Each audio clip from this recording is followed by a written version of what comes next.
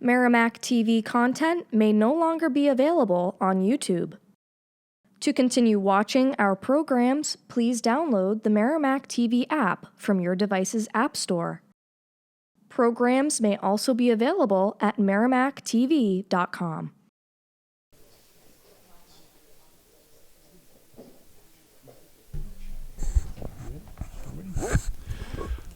Good evening, everyone. It is 6:30, and I would like to call to order the meeting of the Merrimack Planning Board. Let's begin with our Pledge of Allegiance. I pledge allegiance to the flag of the United States of America and to the republic for which it stands, one nation, under God, indivisible, with liberty and justice for all.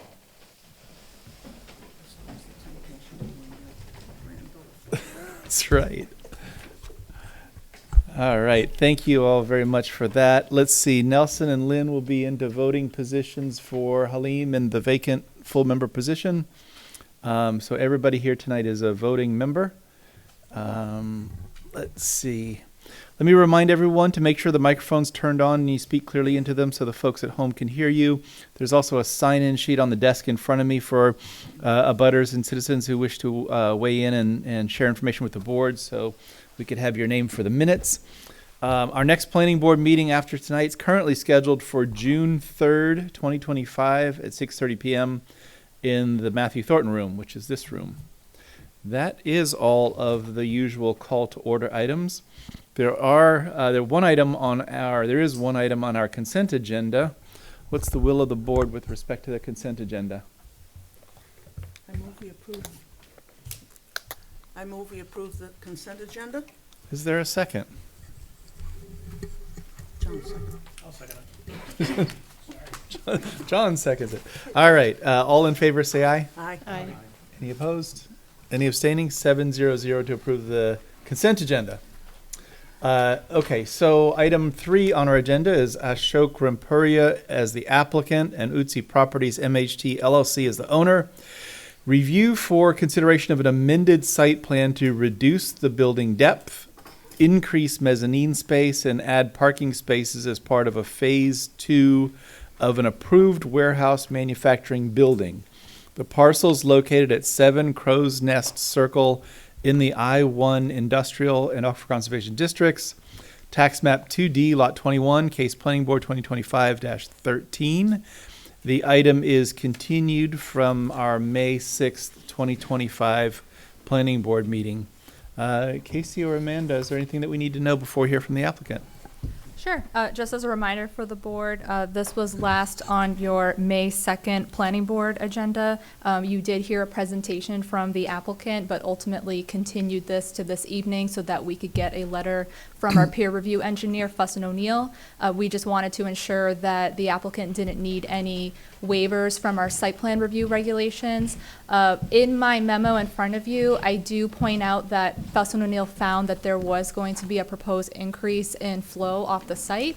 However, I have since spoke with the TFM engineer who is the presenter for this project this evening, and he said that it was actually just an error in the drainage report and the numbers that they used for the existing conditions before development. So I'll let the applicant explain that further.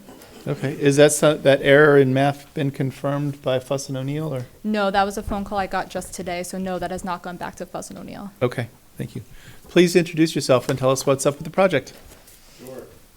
Matt Ruth here from TF Moran. Matt, touch your microphone. There we go. Matt Ruth here at TF Moran. So yes, I had called and talked to Stephanie earlier. I guess there's a little history to this that I kind of forgot about, the town probably forgot about as well. This project was originally part of a design for, I believe, the liquor warehouse back in the day. That, just try to open this here.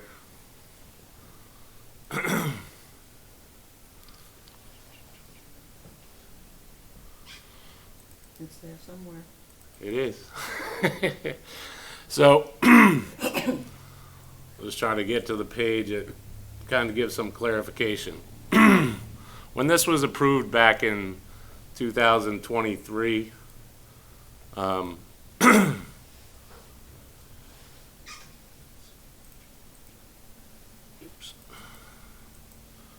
originally this was approved with an AOT for what would have been the liquor warehouse, XLT. What happened is they ended up doing the subdivision instead of the alteration of terrain. They did the subdivision and put in the road, which the town signed off on, now owns the road. As part of that, because they just built the road and didn't do the site, there was never a need to amend the AOT permit with the original XLT design. So I had to re-familiarize myself with this from before. There is an increase, and it has always, there was an increase previously when we got this approved, and it was signed off by DES because of the fact that just the road was built and wouldn't have tripped an AOT permit. So originally when this was approved back in 2023 with this board, there was an increase in runoff and volume, but it was very minimal in nature. Because that site was never built and they never amended it, but they built the road, they didn't need to come back to the state or anyone else to amend the permit. So the road was built and constructed, signed off by the town, so the town owns it. And there was a slight increase, which was originally included in our drainage report. And I believe it still says it in it today with the one we submitted. There was a mix-up as far as the pre-condition, but I have the approved drainage report with me today showing that there was an increase previously. Again, that's what this board approved and what Fuss O'Neill approved last time, so there has been no change. The increase in the parking lot doesn't increase any runoff because it's all contained on site. And I can reference the approved AOT drainage report, which specifically specifies the increase, and this was, again, the one that was signed off by the town previously for this project, and stated such. And again, those numbers haven't changed from where it was previously because the additional pavement in the back goes to an underground system that has no discharge. So nothing else has changed to date.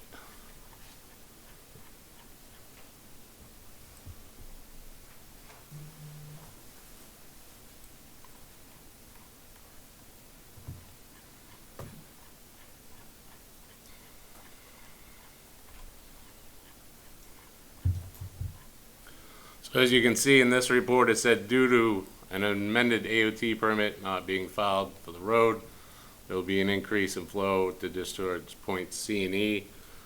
And those are the points that go to what was commented on by Fuss and O'Neill. Show me on the map where those points are, Sure. or a plan, not a map.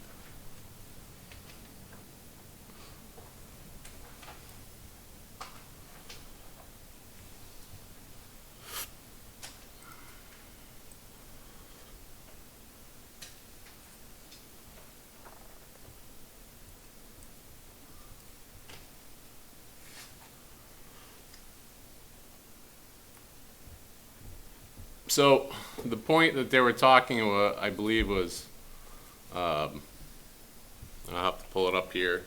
I believe it was E and F or something to that, but they combined to one point. As you can see, F is a combined study point towards the stream that exists. Yeah. Direct me to where you're looking so I know what we're looking at. Okay, so Yes. that's the label that says POIF. Correct. And what's the point where the measurement is taking place? I'm just trying to find, so they're saying POIC, which is here, and POIF are the ones that increase, but as you can see, B, C, and F all tie together, so F is really the final point of comparison. And again, all that is related to the road runoff. So take a deeper dive into your explanation so I know what you're saying. I don't know what it means when you say they're all obviously tied together or what. I know Well, there's lines that are connecting them on this correct. picture, but I don't know what they mean. So with this drainage design, we typically put in a link, and these links are combined to show different discharge points, which ultimately end up in the brook. Okay. So point F is the brook. And part of that was related to the fact that this road was never considered originally. It was considered to drain to the site when it was designed as XLT. And I have an email to the Alteration and Terrain Board that kind of explains it, which I can happily show and provide a copy to the board. I don't want to see an email. I want you to explain the diagram for me. I don't know what all Sure. the lines are telling me. So what we have is B is the underground is the culvert crossing crow's nests. Okay. That then transfers through the wetlands. Matt, are those pipes underground going between the? There are those pipes, lines? correct, there are pipes going underneath the road. So point PUIB is at the end of Crow's Nest. PUIC is a culvert that crosses the middle of Crow's Nest. And that all ties in to the brook, which But is there are POF. two- Yep. So those gray lines that you're showing on the map are just arrows to indicate what the actual point is. The point Correct. POIC is in the roadway. Correct. The Yep. label's up in the top, but it's not. You The got it. point is in the roadway. Okay, so at that point in the roadway, didn't do any better than me, huh? Same thing? Same. Okay. That's correct. Okay. So this will give you, so you can see the discharge point here from the culvert, which was POIC, and then POIB is the culvert running right Okay. here. Other than the fact that they all go, what is that going to be, west on the plan, what connects B and C and F other than somebody drawing some arrows on them? It's hydraulically connected to the ditch lines and swales to that wetland complex and the brook that runs through there. Okay, that helps. I'm sorry for just pausing and going through the belabored instructions. I just didn't understand the explanation of the stormwater thing. Other Absolutely. members of the board, are you guys okay with what we know, or you got more questions? You keep referring to a small increase. What's the actual numerical increase? Let me look at what it was before. And it hasn't changed, like I said, because we have not changed anything going to that part of the property with this proposal.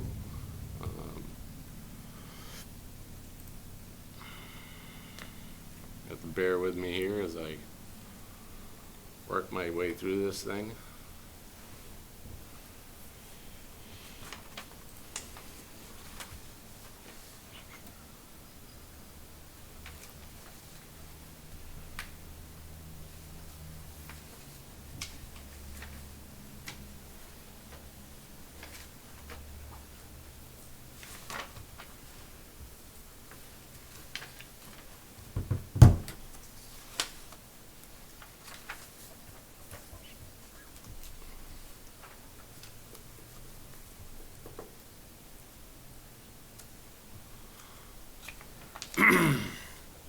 So you can see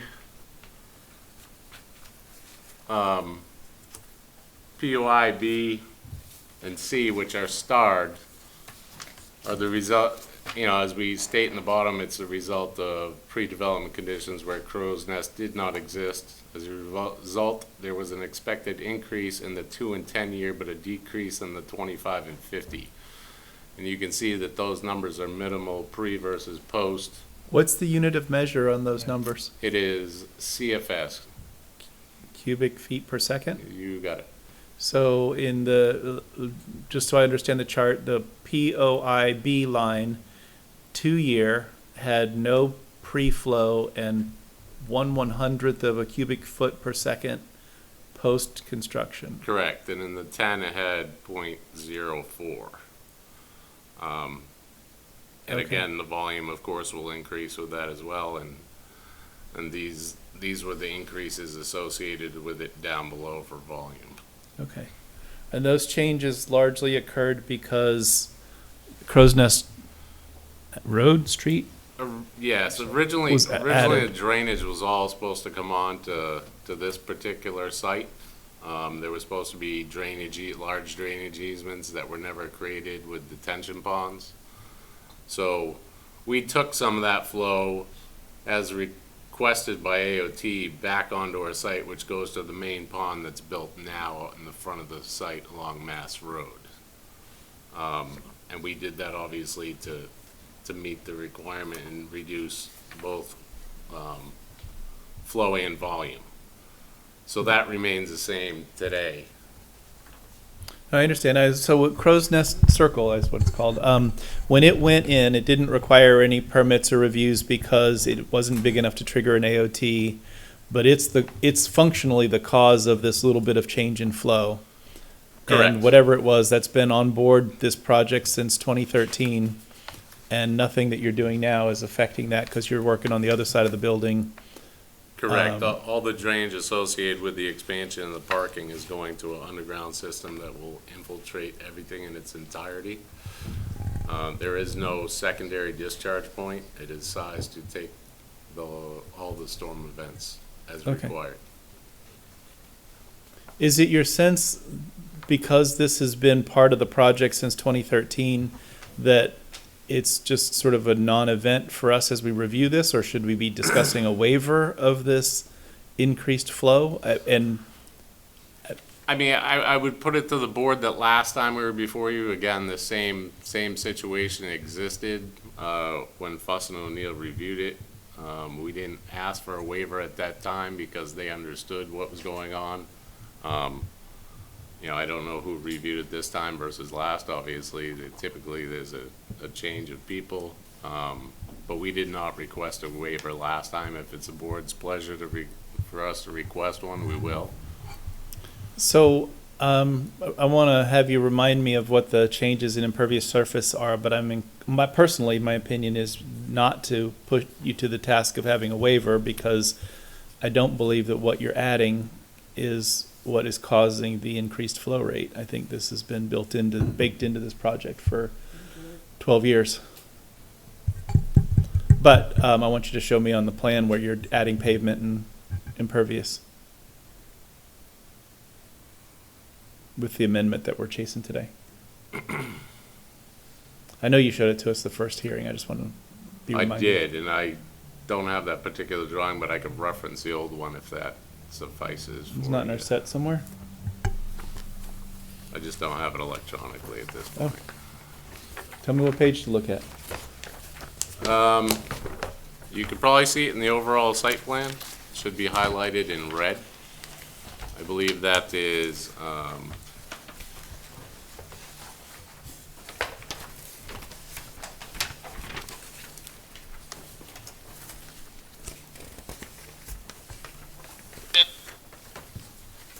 think it's Page C10? I think so. C7 probably. Unfortunately, the plans in front of you were not printed in color, so you're not going to see the red markups.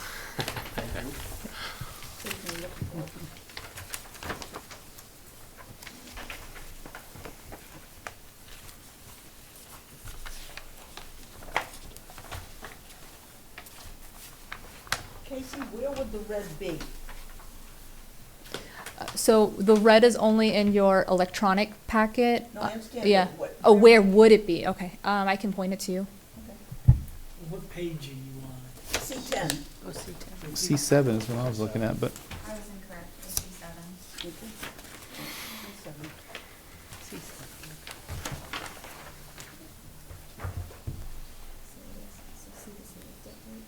Yeah.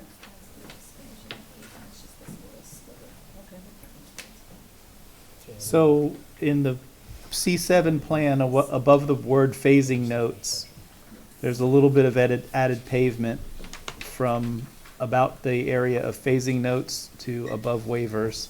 It says proposed tree line, and that's the section where it is. I'm trying to find the page. And then the buildings, mezzanine has changed a little bit too. Yeah. Okay, that's the only area that's added page. That's it, yeah. That's the only piece. Thank you. Thank you for that. Okay. So I believe it breaks out to somewhere around 3,000 square feet, give or take. Okay, certainly not very much. What else was in the staff's memo for this? Is there a good discussion about truck movements? Tell me about what's going on there. Yeah, I noticed on the plan that when we revised the building, pulling it back, we did not slide the truck turning. I have since done that, and there is no conflict. Was that part of what Fuss O'Neill brought forward? Was the Yes, truck turn because the question? trucks were originally lined up with the old edge of the building prior to the 13-foot reduction, which pulled it in, so. Okay. So your intention is that you'll have a plan that addresses Yep. Fuss and O'Neill's comment about truck turning. I'm happy to go over any of the other major comments with the board, because I think most, if not all, can be addressed Yeah. pretty quickly here. Those comments are the ones the staff brought to my attention on these, which is, I guess, what indicates the staff thought that they were significant. Yep. If there's other ones that you feel like you have to address or you want to call the board's attention, feel free, but I think as long as there's a note on the plan that says you're going to address all of the comments from Fuss and O'Neill.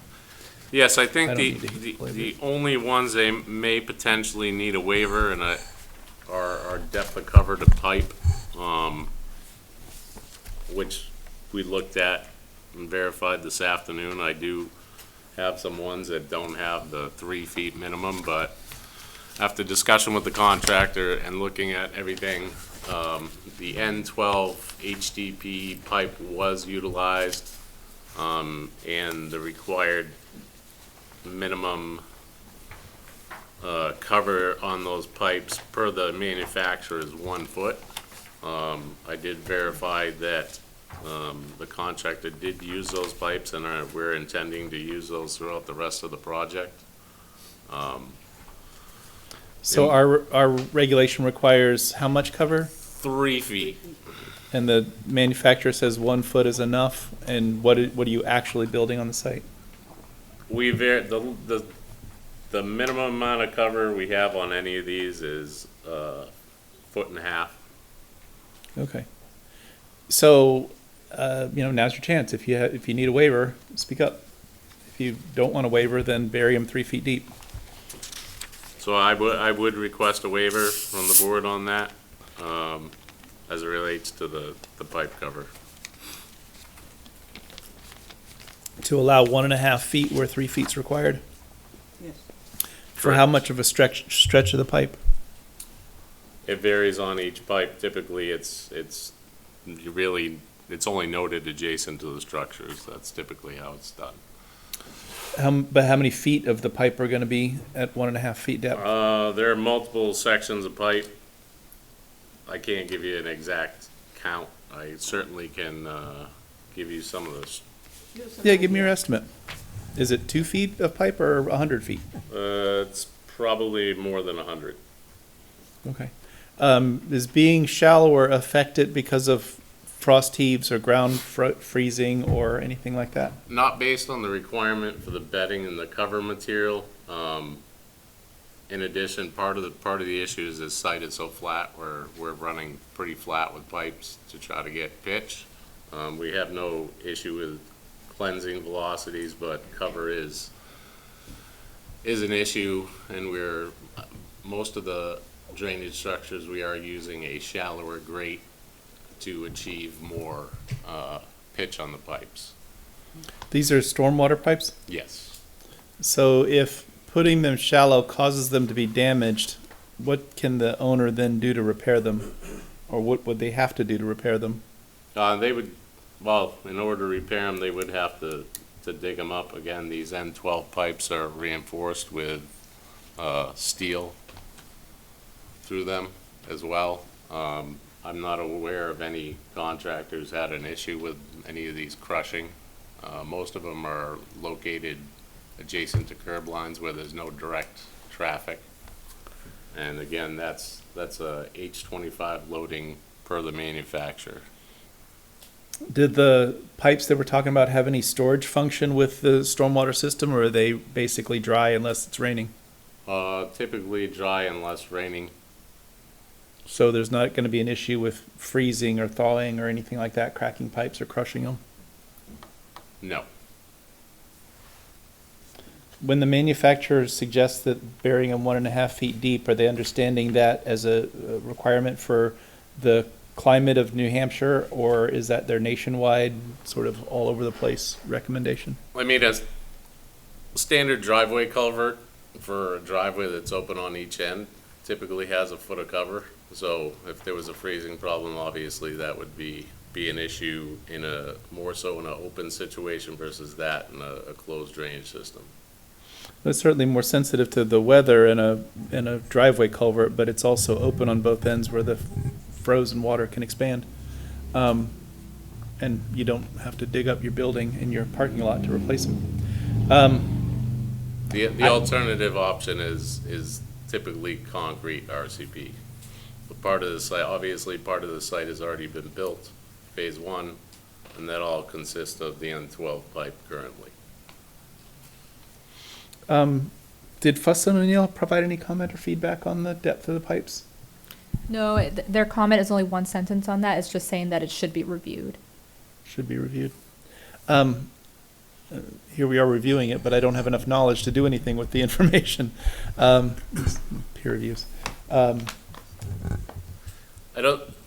just comment that typically if you're in a situation with limited cover, most towns use concrete. Those don't freeze. It's never been talked about as an issue of freezing if you have less than 1 foot of cover. It may well not be an issue. I don't know. I'm just trying to be careful because I know that if you do have broken pipes under your pavement next to your foundation, that's a world of problem to do something about.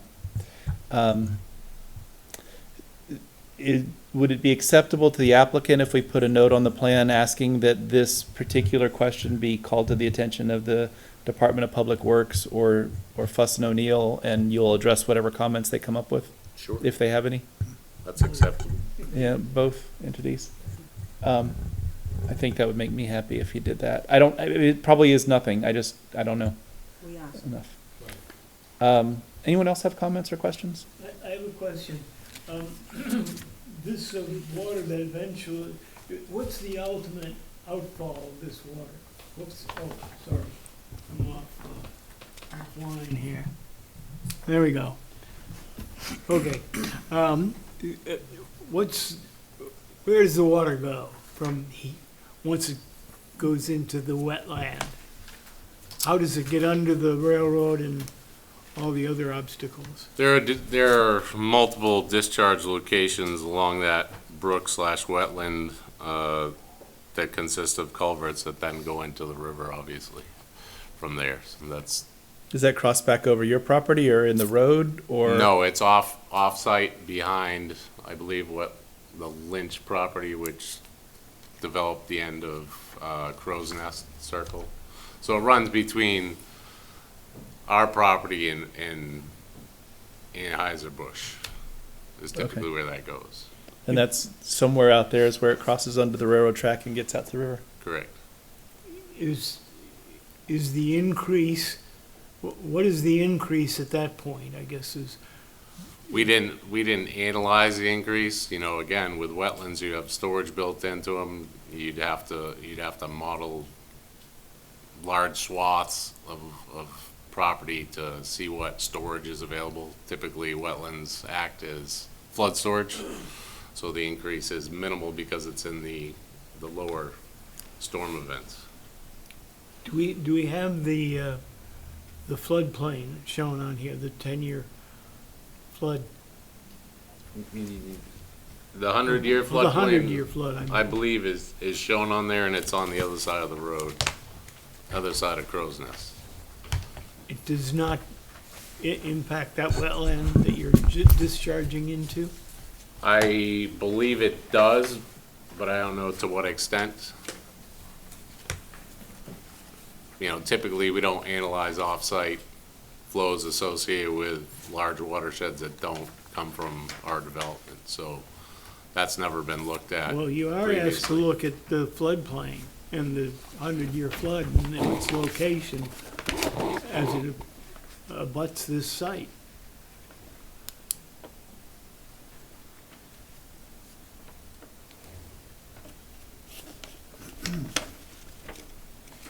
The only thing I can comment again is this was, you know, again, this hasn't changed from the previous approval. You know, alteration terrain typically comments if they have a concern with issues downstream. And they didn't see it as an issue based on the multitude of calculations we provided as we worked our way through this. They being who? The state, The state. yes. You showed them a plan that had the 100-year flood on it? Yes.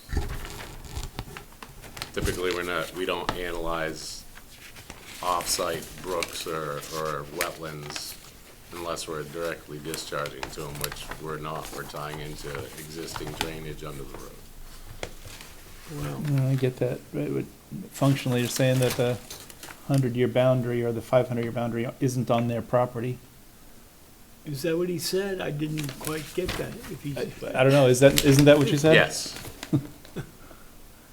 It falls on the, in between, the opposite side of Crow's Nest Circle from our property. I believe it carries up somewhere into the wetland system.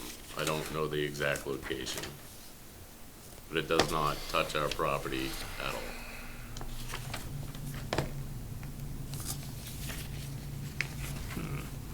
What's the elevation at the driveway entrance for this? Or the outfalls of your drainage structures that are going into the wetland? What's the elevation of it? I should be able to tell you in a minute.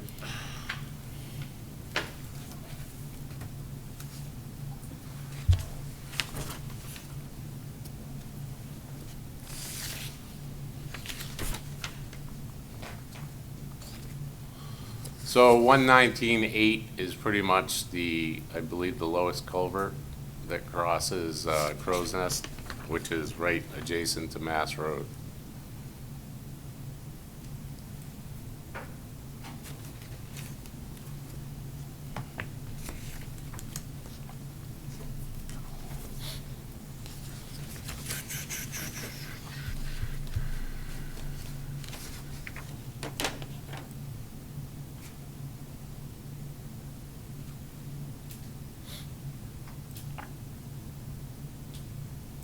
And the surface of Crow's Nest Road looks like it's in the 122 to 126 Yep. elevation.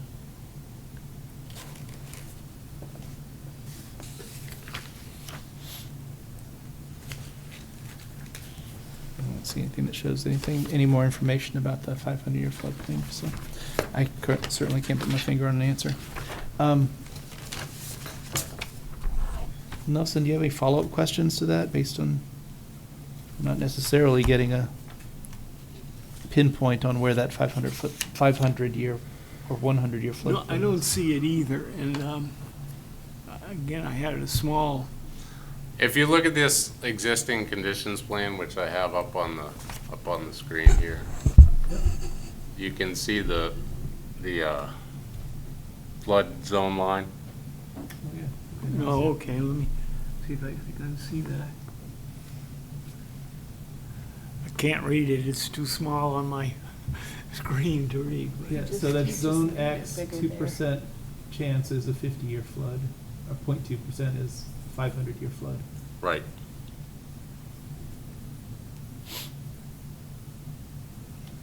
So it kind of rides along the west edge of Crow's Nest Road and then goes higher across the property.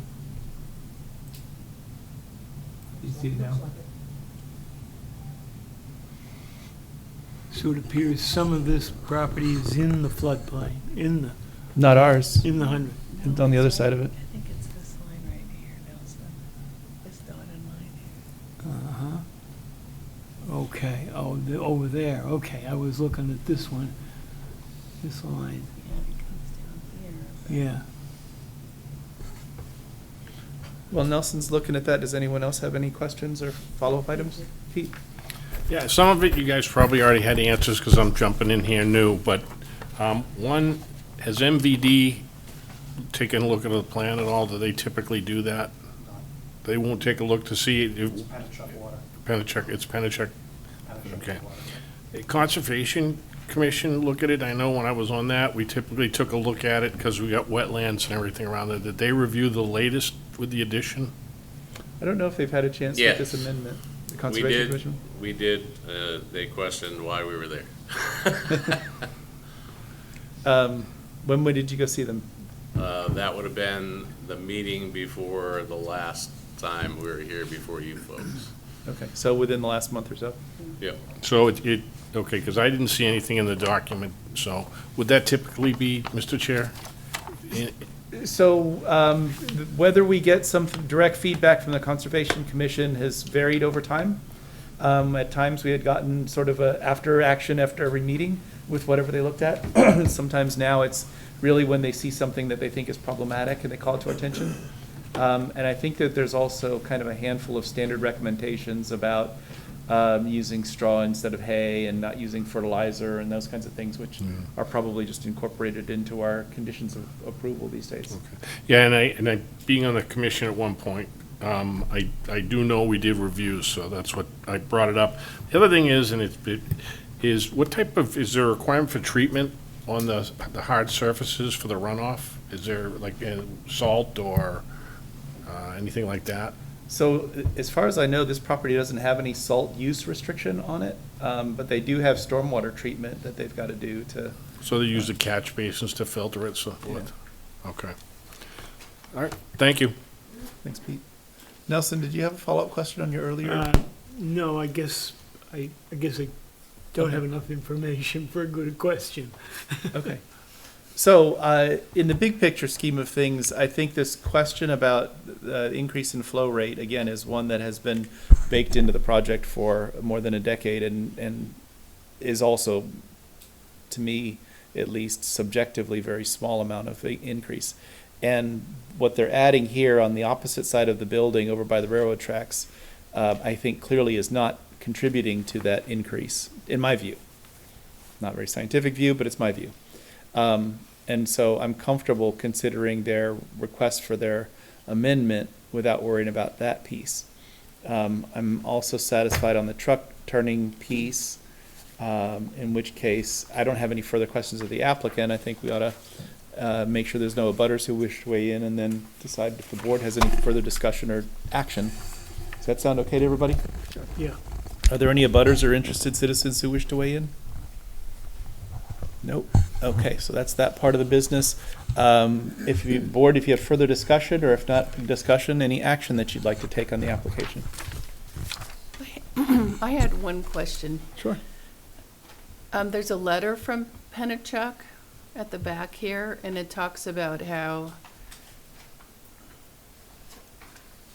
during your construction, you have only one water line or something? Yeah, that issue had been resolved. I think they had that come has- in last okay. time when they spoke to us, and they were going to put in the kind of valve that Pennachuck wanted so that they wouldn't have to take services offline to add the next one.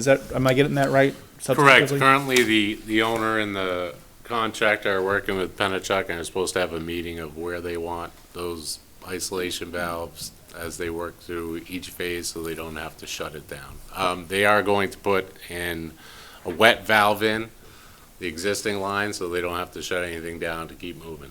And then from there, they'll put in isolation valves for each particular phase. Okay, perfect. Sounds good. Other discussion items? If not, does anyone wish to make a motion to do some final disposition of the application? Oh, you guys. Lynn? I'll move that the board grant conditional final approval to the application, subject to the recommended conditions presented in the staff memo dated May 16th, 2025. Is there a second for that motion? Second. If there's no further discussion, then all in favor say aye. Aye. Any opposed? Any abstaining? 700. Thank you for going through the extra work and the presentation and talking us through some of the science that needed more engineering skills than I have to understand. All right, let's turn back to our agenda. The next item is Chris Tofty. Is it Tofty or Toft? Toft and SC Development LLC as the applicant and owner. Review for acceptance and consideration of a site plan to construct a 60-unit elderly 55-plus housing development with associated site improvements. The parcel is located at 29 Bedford Road in the R4 Residential by Soils District, Aquifer Conservation Districts, and Wellhead Protection Area. It's tax map 6D, lot 241, and it is case planning board PB 2025-14. Colleen, is there anything that we need to know before we hear from the applicant? No, not at this time. The applicant can do the presentation. I didn't Colleen hear Casey. you, Colleen. I'm sorry. Oh, I'm sorry. Okay, Oh, thank you. thank you. Matt, tell us what's on your mind. Introduce yourself and tell us what the project's about. All right, good evening. My name is Matt Peterson with Keach Nordstrom Associates, here representing the proposed residential site plan for 29 Bedford Road in front of the board tonight for a 60-unit, 55 and over restricted development in Merrimack, New Hampshire.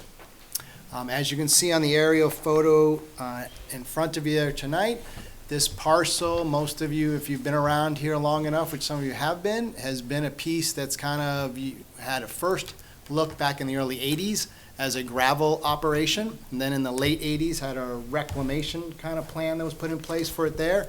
And then my guess is the last 30, 40 years has been used by a lot of the kids in the neighborhood and stuff like that as a recreation area, a low sitting point around a lot of the single-family homes that exist out there. The parcel's about 8.7 acres in size, and again, was mainly a gravel operation up until this point here. I just want to give the board a little overview of when we started this project here. We had first looked at many different things in this location here, and one of the things that kind of popped for us was the elderly district here. We're a little bit outside the center of the Merrimack here, but we were able to get a variance to allow it. The circle ends just about at the CVS, the Walgreens store that's there, so we're not very far off of where the center of town would be to walk to this. And we have sidewalks that go up over the highway already that kind of go right to the site that's there.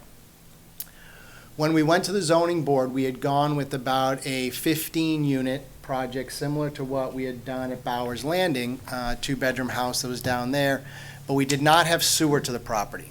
We were requesting to do a 15-unit development without sewer on site as an age-restricted.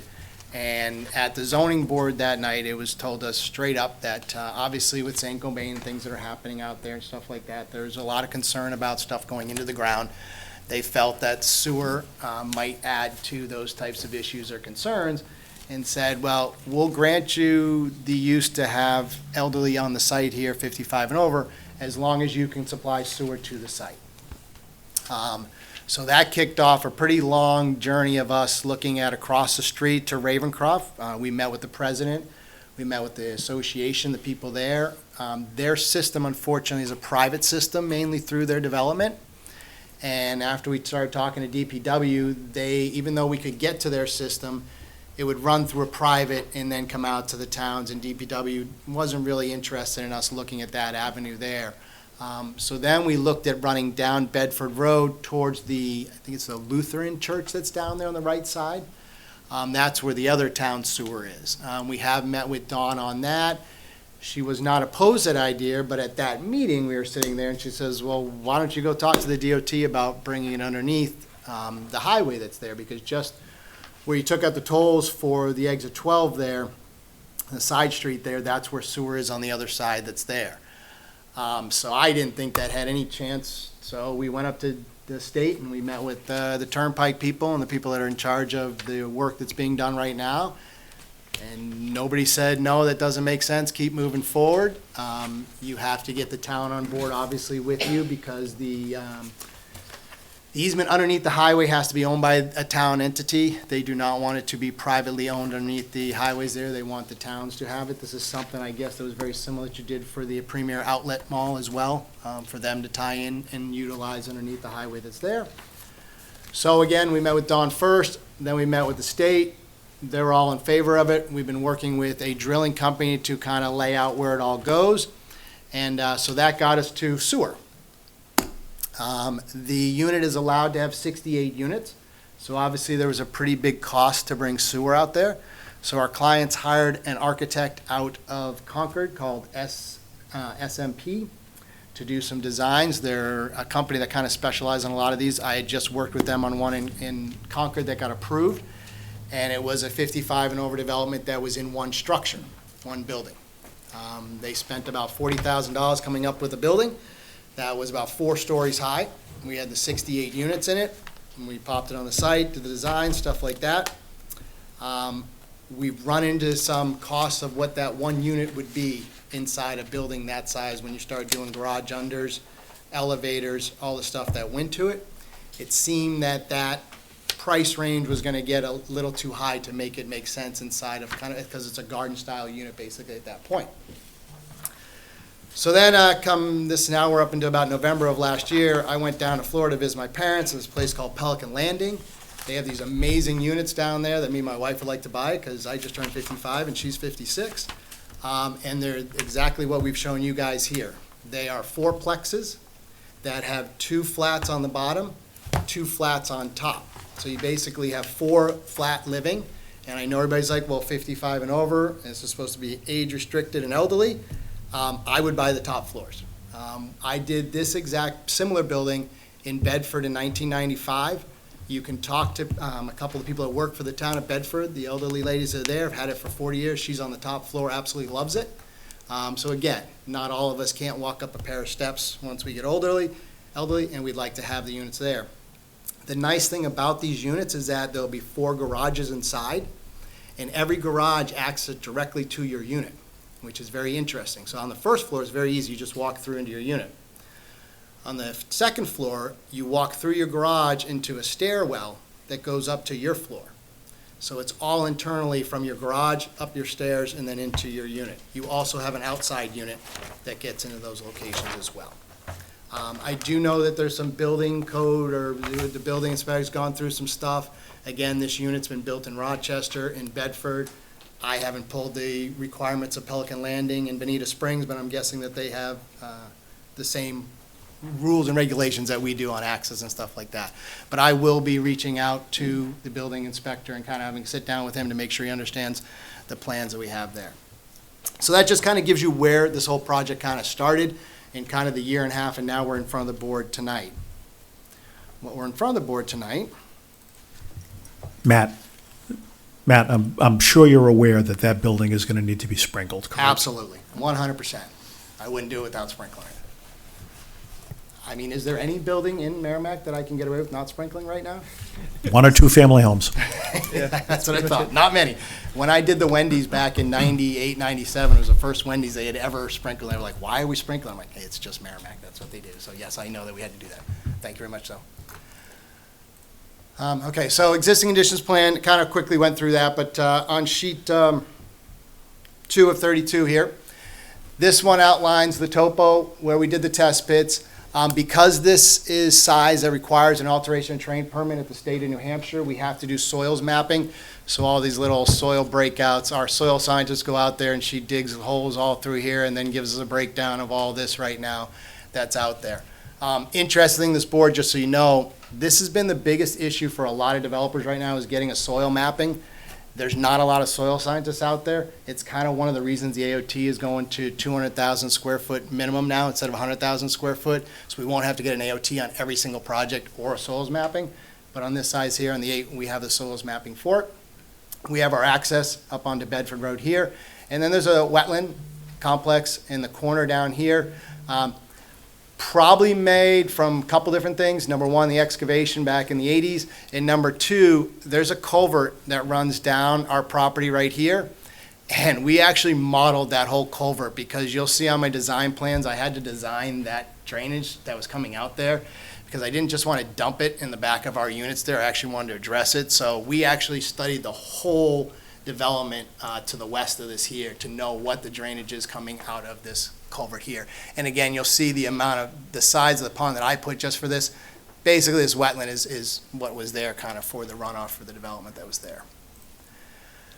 Our next two sheets are not a lot on this one here. There's not a lot of removals and demolition. We just show the construction entrance coming in and a tree line around the site. Typically, this would have, you know, if there was a building to remove, different stuff that we had to do, but on this site here, there's not a lot that's out there. Then the site plan. This one here is going to outline, again, all of the different stuff that's related to the site. The separation of the buildings, setbacks to the property line, which an elderly project does not have, just so this board understands. We talked to staff at the beginning of this when I found this out, because that was very weird. So we agreed to do a 25-foot setback around the whole property. But there is nothing in your regulations that regulates me to a certain setback for an elderly project. This one outlines where the units are going to go, the roadway infrastructure. There was a comment about looping this road. That's not going to happen. I don't know where the building inspector is asking for that and why, but I meet NFPA, and we've done similar to this, and obviously if the fire department has some issues concerned, we're going to work with them, but I believe we've addressed everything to that extent. This thing has two tiers, and I'll get into on the grading plan, and why we're not going to tie them back around together, and why the grading worked out really well to have the road come up and around. These two sheets here, these are ones where we spend weeks and weeks and weeks and weeks on. You know, my clients get the first package of them months in advance, and then this is the one they call me about every single day when we're done yet. This is the grading one. This outlines all of our drainage, all of our walkouts, all of our units, making sure we have drive access to the buildings. Our detention for this system is going to be a closed drainage system. We are going to have the upper drain to a sediment forebay on the right side of the plan here. And then on the next sheet, this is going to be our substantial detention pond at the bottom here. It has an outlet to the existing wetlands that are there. And then, as I said, here's the daylight of the existing pipe from the town. Right now, this water's kind of draining down this way. I can't see the contours here, but there are contours underneath there, existing contours, and you kind of see where the flow runs down, and it kind of makes its way down to this location here. We're bringing it around a little bit to this location here, and then back down to here. I think there was a comment that I need to look at this outlet here, that maybe this should turn into the wetland as it was previously and not be discharged this way here, but we will work through that. One of the things I'm going to ask tonight, after acceptance of the application, is that we could extend this to July, not to June. We today got comments in from Fuss and O'Neill, and I'm not going to get them back in reasonable time that I would have everything addressed for the June hearing. I'd much rather take everything in, make sure I work with staff, get everybody signed off, and then come back to you guys and answer any questions or comments that you guys have. Matt, do you quickly know what the elevation difference is between the hammerhead on this plan and the end of the driveway on the other? Absolutely. If I had my reading glasses, huh? And I know you got all your drainage structures in between, so putting a road there would be a problem, but what's the elevation difference? I see a lot of contour lines. So right here's the turnaround for the fire truck, and that is 215/13. So 215 is the elevation up there. And then we'll have to go back one sheet. And then the lower one here is 196. So there's 20 feet of difference? 19 feet, yep. Okay. And again, that is why we were trying to balance between the cuts and fills on the site as we were putting together, why that road goes up and the other one drops down. Okay. Thank you for that. Utility plans, the next two. Again, yes, these are going to be sprinkled, all of them. Held similar separations that we had on other projects I've done in the town. We are working on final, like, utility rooms and stuff like that. Typically, we've been doing lately the water on one side and gas on another side. But they kind of evolve with each building as we go through and stuff like that. But again, before I come back here final, I'll have that all worked out on that there. One of the big things that we're doing on this is the sewer pump station. We proposed a sewer pump station down at this location here. That is how, because again, we do sit in a hole. That is how we'd be able to get the sewer onto the other side of the Effie Ever. We have sat down, this is also from your master plan, a pretty close location to where you were gonna put a pump station for this area. You were actually gonna put it Smith Road, you're gonna put it somewhere right down in here. Talking about the sewer master plan? A sewer master plan. This was gonna be pump station number 6 on the sewer master plan. Could you show us again? I wasn't looking. Yep, let me go back to the existing for you that. I did not bring the sewer plan with me today, but. So, this is the driveway of a butter here, and then there's a secondary little road that spurs off, and there was gonna be a pump station right about there that was able to gravity feed the residential up here, and the residential actually on the other side of the road would come there. So in your study, you've got a number of people and a flow to that location. We are working with DPW right now on how to make sure that this works, obviously, for everybody as we move forward. My issue right now is that I cannot build a pump. So originally I thought we could build a pump station big enough that the town could just take over.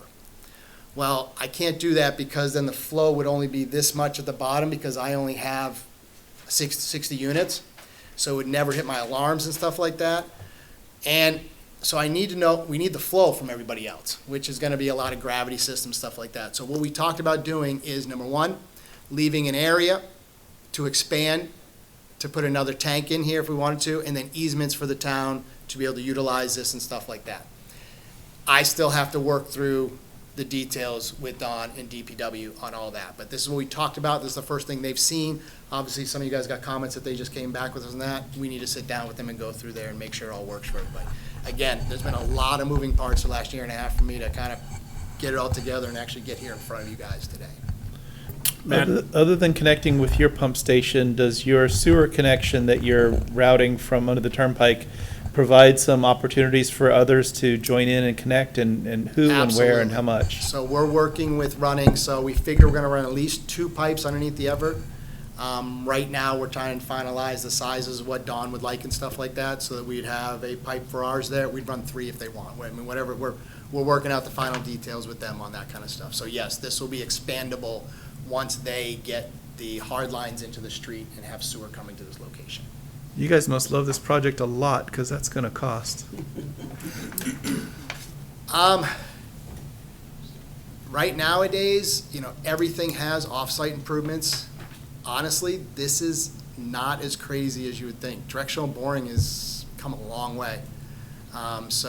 We directional bored underneath 93 about 15 years ago for 28 units, and it was $65,000. Now, I'm guessing it's probably 250 to 300 this now, but bringing sewer, it's not, the numbers make sense. One of the things that I really was hoping to explain, I think you just gave me the opening for this. A couple weeks ago, you've seen a lot of towns, Milford, Bedford, are going to these reduced lot sizing. They're trying to go down to half an acre size and 1 acre size. It failed in Milford, it failed in Bedford. And a lot of people said, well, don't screw up, I was gonna say F up, but don't screw up New Hampshire like Massachusetts. And what they thought is that if you allowed smaller unit buildings, half acre, acre, you'd have all this density, it would look weird. Well, I just came back from Logan at 3 o'clock today. I've driven back and forth a couple times. Everything down in Massachusetts is garden style. If you don't allow some type of spread density where people can own something now, all we're getting is garden styles. That's all anybody's doing. So when you say this has to make sense, yeah, there isn't any product that somebody can go buy a house anymore. Like, it's just not out there. So this does have a nice return on what people are looking at this. We do have people interested. I've had almost all my project last year did not get built because they didn't pencil out. I had 218 townhomes, 218 garden style in Milford. They're still sitting on it. Numbers don't pay. I'm like, it's garden style, it's apartments. We have a housing shortage. What are you talking about?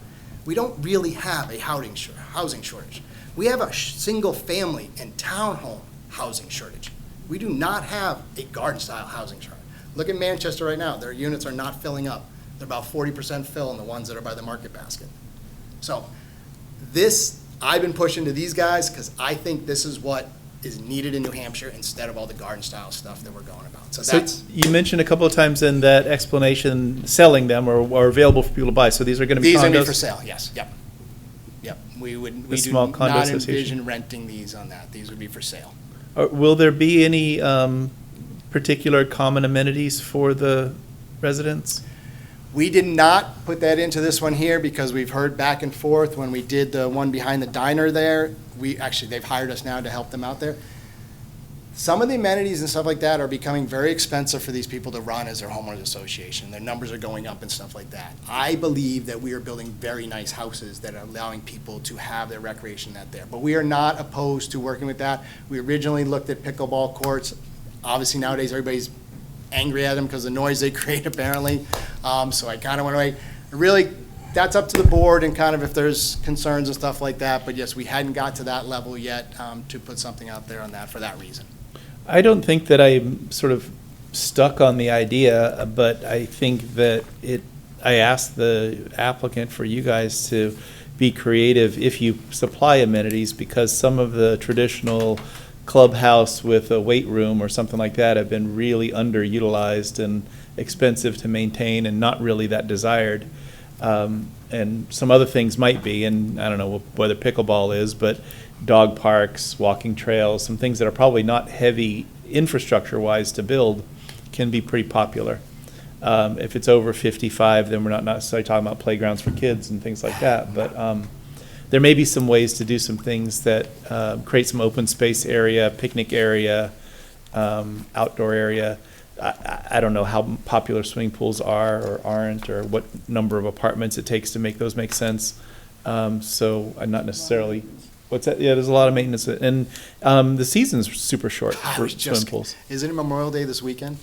Yeah. It's like 48 degrees. I mean, anybody open their pools? Yeah.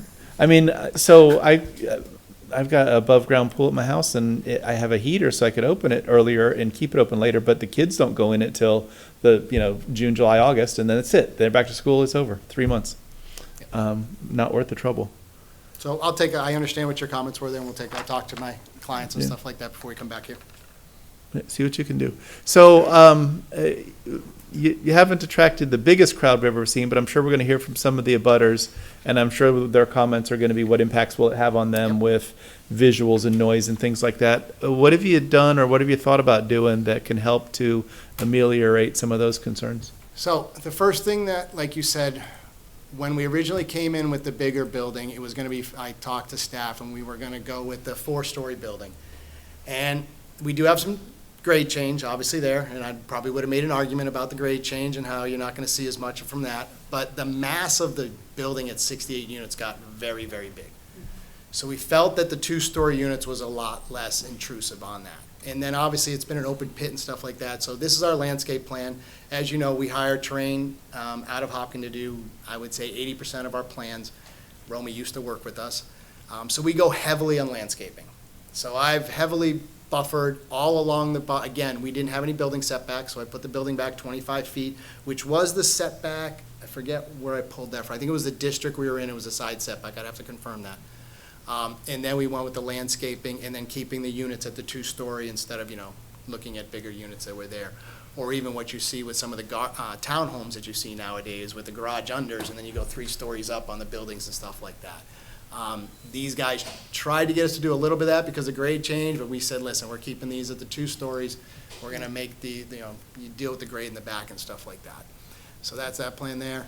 And then the second one, again, we brought the buffers along the sides and the units that are there. We do individual landscaping around each one. And Mr. Chairman, I agree with your comment there, and one of the reasons, again, why I like to ask to July is to hear comments from here and try to work with abutters and stuff like that. I do know that there are a few around the neighborhood that have shown interest in purchasing it because they've kept involved the last year and a half. So I don't think we're completely off base, but obviously when something changes, there's stuff that comes up. So Sure. we will try to work with them, as I always have since I've been in front of this board. Question? We'll have public comments in just a second, sir. Thank you, though. Won't overlook you. Matt, with respect to in your plans on the last page, you've got a floor plan of the first unit, and usually we're not necessarily tuned into the details of a floor plan, but it caught my eye that we've got some stairs in the middle of the thing, which I don't know where they go. In the middle of that floor plan on the last page of your plan set. So I will say that the architect and myself are in works with the final plans because the plans that I gave him were done by another architect, and he couldn't use the exact one, so he's trying to modify them to my plan that's there. So let me just take a look at the It makes sheet. sense. So I see the stairs by the garages. The outer garages have stairs, and in the middle of the whole footprint, there's Yeah, stairs those would that be to go. the basement. So the basement is, so the first floor guys have access to a basement, do the second floor Yes. guys? Yes, they do, actually. They have a small part of theirs that will be in the, off to the right, oops, sorry, hold on. Sorry about that. So in their stairwell, this stairwell both on the ways, I right gotcha. and this one here are the separate for the second floor, so they would go down and up as well. I got you. Okay, that helps. Thank you for that. They're obviously smaller, we split it up, the basement there. You know, when you mentioned going up and down stairs and that you're, did you say you're turning 55 or you are 55? I turned 55 last February, so yeah, I'm there. I Officially turned there. 56 last December too, so I could live in the over 55 apartments too, and certainly stairs I'm wouldn't. not gonna say how old I am. There's a lot of room for it to be popular and used that way. That's the Pelican. So this is Pelican Landing down in Bonita Springs. And again, we're working on the in and outs and the front and stuff like that, and that's why, again, the July 17th, I'll have more of these finished at, because we're keeping the garages flat along the front. But this is where you have the 2 units, all 4 garage in front. Top floor is your own, and then the bottom is that. These right now are on the market in Florida for $465 to $555. Depends on where you get them and stuff like that. These are directly across from my parents, and we walked this whole neighborhood. There weren't any young people. This was all older people, but just So something to look the at. entrances are solely through the garage, or is there a front Nope. door hiding in there somewhere? So the access points, let me show you here. Whoops. Let me go back to the plan you had just a minute ago. So right here on the side of both of them, you have an access to the first floor here, and you have an access to the second floor here. So this is kind of their formal entrance for both of them, and they'll have their numbers here and stuff like that, A and B. I see. And so you go into your first floor here, and then you walk into your landing, you go up, or you can walk through to your garage, and you go up to your floor. I got you. Matt, what are you going to do about visitor parking? I don't see anything on here at all. Really? Then I'm gonna have to address that, sir. I think if you parked like in front of somebody's garage, you'd have a space Well, in front of each garage. One of the things we did is we put them back almost 30 feet each one, so I made sure that all the pickup trucks and everything like that can do it, but I usually put handicap space, I usually put some parking, and, yeah, I'm gonna have to have a little chat with Pete. We will have some visitor parking next time I show up, sir. Okay. I'm sure in somewhere in this very lengthy plan set, there's discussion of things like snow storage and all of that. Yeah, they're on the site plans and stuff like that, that they were called out there. We're utilizing the side of the road, some of the ponds, stuff like that.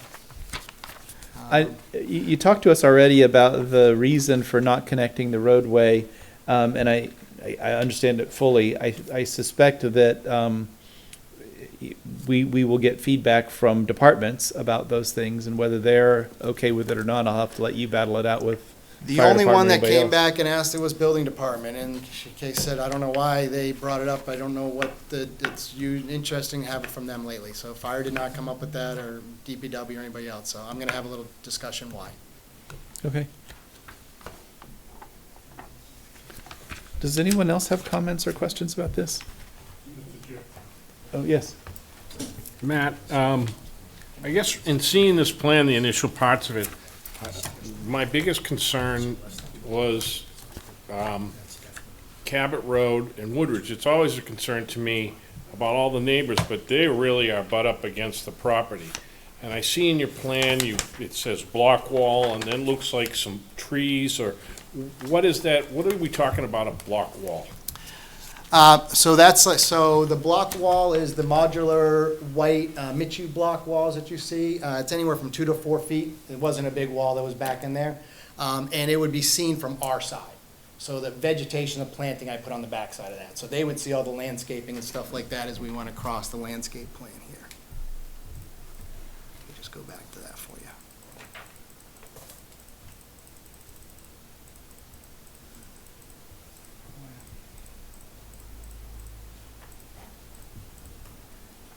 That's light. Oh, that's lighting. I'll go into lighting in a minute. So you can see right up in here, we kind of had the retaining wall that ran along the back, and Yep. then all the vegetation and that is up on the other side of it. So our clients would see the wall, the abutters would see the landscape. So, and I guess you're talking about a two-story unit. Now, are we talking about trees as the buffer? Because you have a two-story unit, and now the people on the second floor are literally looking into the backyards of all these folks. So I guess, a little, I don't know, to me, a little privacy would be good, as long as a sight and sound and a lighting buffer. So, and again, when I hear some of the comments tonight, stuff like that, like I said, I'd like to hear some feedback. I've been doing this 30 years. Most people like landscaping. If they would like a 6-foot privacy fence, we can talk and kind of look at that, but I put our best foot forward by doing landscaping. You can see from the plan that's there, I mean, it's every inch we went along the back there. And then it's a mix of trees and shrubs.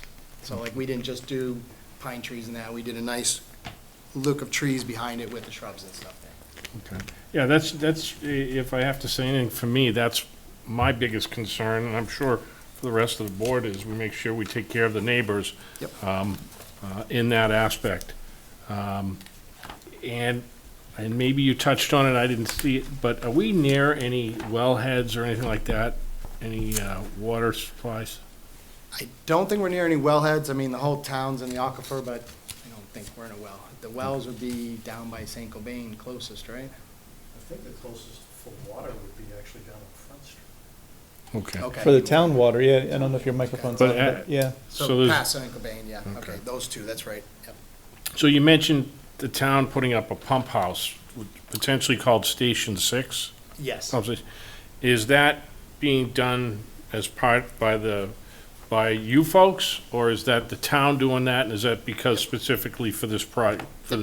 So this is a better picture. I should have shown this one. So in your master plan for your sewer, which was 2013, I believe the book of 2014, this is right about this location here, is where you had pump station 6 proposed to pick up the sewer for here and there. So what we're saying is, we're gonna give you the location for the pump station, we're gonna give you the building. The only thing I have to finalize is the tank underground, again, because I can't put in a 20-foot tank if I don't have the flow, so I gotta finish that. We're gonna get the feeds underneath the turnpike, we're gonna put in the pipe for the town as well. So the only thing the town would have to do would be run a 2-inch line, pull the wire through once they were ready to go.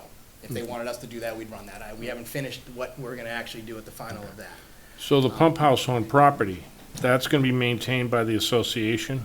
Yes, Okay, yes. all right. Thank you. I think your sewer plan you're referring to is a lot older than 2013, though. Nelson, go ahead. I misunderstood. I thought you were trying to say that the sewer would be owned by the town. The sewer going, the actual sleeves going The under the sleeve. F.E. Everett have to be owned by like the easement has to be for that. Okay. Whether or not they take over the pump station because we work with them on something, right now it's private. Again, I don't have the final from Dawn saying, here it is and what we're gonna do. She's we're back and forth on that. Okay, I would think it'd be an advantage to the town to have the property owners. It own might make more sense, so we're gonna have a well, okay, that will have all the sewer going to it, and it's Yeah. probably gonna be 16, we have our plans here, but say 16 feet deep. Yeah, Then our pumps through and underneath the Everett. yes. It might be better for the town just to put in their own tank right next to it, but everything else will be in place. I'm not sure. It might be to take out that one and put in a new one and have everything go to it. That's what we're trying to work So through the this is logistics. TBD still. Yeah, working through logistics. Yeah, Why I yeah. said July is much more reasonable than June. Yeah. Matt, just one thing. We'll get you 1 second.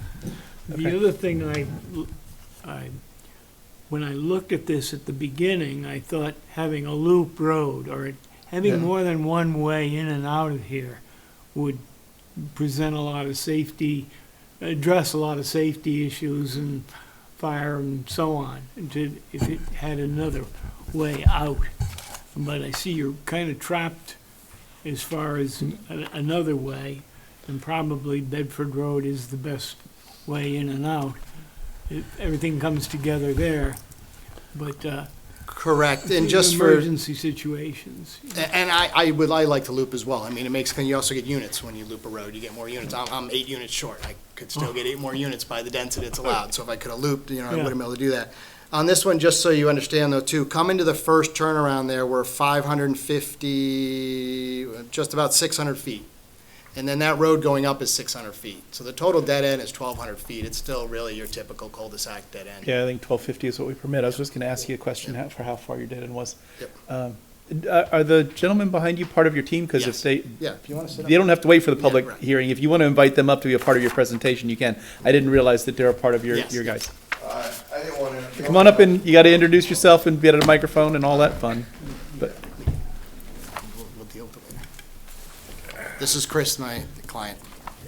No, the only thing I was gonna say is we're providing you with another line under the highway.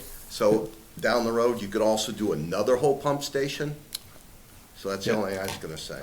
those kinds of things and those kinds of opportunities are pretty important because the progress on the sewer master plan has been really kind of slow or non-existent. It's just not been, it's so expensive to do these projects that it really only comes when a developer pushes through and achieves these things. Chris, what's your last name for the record so they catch it for the minutes? Chris Tofty. Tofty. Mention his name. I can't say it, so I'm glad you asked earlier, so. I guessed right, 50-50. Okay. Other comments or questions by members of the board? I think there are some, issues to take care of, and ultimately Matt wants to table this till later after we decide if it's complete. If we go to July, I don't know if that does the 65-day clock that we have to deal with, but We'd be willing to waive the 65-day clock. I did do the math, and the clock wouldn't, it wouldn't be up till July 24th, so that July 15th date is within the 65 days. We're gonna waive it anyway, because we're gonna go another meeting after, I'm sure, so that's not a Understood. big deal with us. have you gotten peer review going on this, or we got peer review results back? We got from- it today. So you got the results back from them today? Yep. Okay, so nobody's had time to really soak it up. I just read through them when I got off the plane at 3 o'clock today, and that's it so far. So another Understood. reason why June 17th is too quick for me. So let's take some feedback from the public, and you can absorb that information, and then we'll decide if there's any more discussion to have today. Are you going to be looking for waivers on anything with this? At this point, there are no waivers requested. Okay, and subject to change, obviously. Mr. Chair, just one last question. Sure. Matt, is it a problem? Sometimes for me, I'm a visual learner. If I were to take a ride down there and just check it out visually and just take a walk, probably not the whole property, just take a look at it, is that a problem for You anybody? guys, we sign waivers when we submit the application out of the planning board that allows you guys to go walk the site at your Okay. discretion. Thank you. Yep. You can go do that. If others might- want to do that, it may make sense to arrange a actual site visit if there's any more than a couple of us going or one coming stray or otherwise. Because the public doesn't have that waiver, and if they want to see what we see, we should have a site walk on a Saturday and, go actually do what we can do. Now, what is visible when we're out there? Is it overgrown? Is it undergrown? Is there a road cut through it? You can pretty much, well, I mean, there's a tree line once you get down, but the whole bottom is open. I mean, it's a gravel pit. Right. It's- Anticipating some of the feedback from the neighbors about the impacts on them, it will be good as a board to see what they see and see what it looks like with our own eyes. Yep. So let's talk about that before we reschedule. Yep. And I don't know exactly when, because there's not a lot of, this is a holiday weekend, and before you get back, we'll Well, we can find also do time. after 5 nowadays, right? It's light till 8, 9, or do you guys? Yeah, not do them that's on- true. It stays light for a while, although it just rains and rains. So, okay, let's invite the public, any abutters or interested citizens who wish to weigh in. Well, as soon as these guys get up from the table, come on up here and introduce yourself and tell us what you'd like the board to consider. Thank you, and I apologize for putting you off until now. Just got certain parameters that we got to deal with for doing a public hearing. So introduce yourself and then tell us anything you want the board to know. I'm Steve Fry. I'm a VP on the Board of Directors at Ravencroft. Okay. The president couldn't be here, but I am. Is Tanya here? Yes. There she is. Hi, Tanya. Tanya's also on the board at Ravencroft. Our concern is mostly with traffic. Since we're not actually that much of an abutter, we're across the road, across Bedford Road, and there are no Ravencroft homes anywhere near that particular site. I mean, correct me if I'm wrong, if you extend Davis Road straight across Bedford Road, you're talking about the access road to 29 Bedford, yes? Right. Yep. Right. Okay, so I parked there the other day and I walked down to the keep out signs and I looked at the lot, so I kind of know what we're talking about. But one of our concerns is traffic, because there's going to be a lot of cars, a lot of trucks, a lot of everything.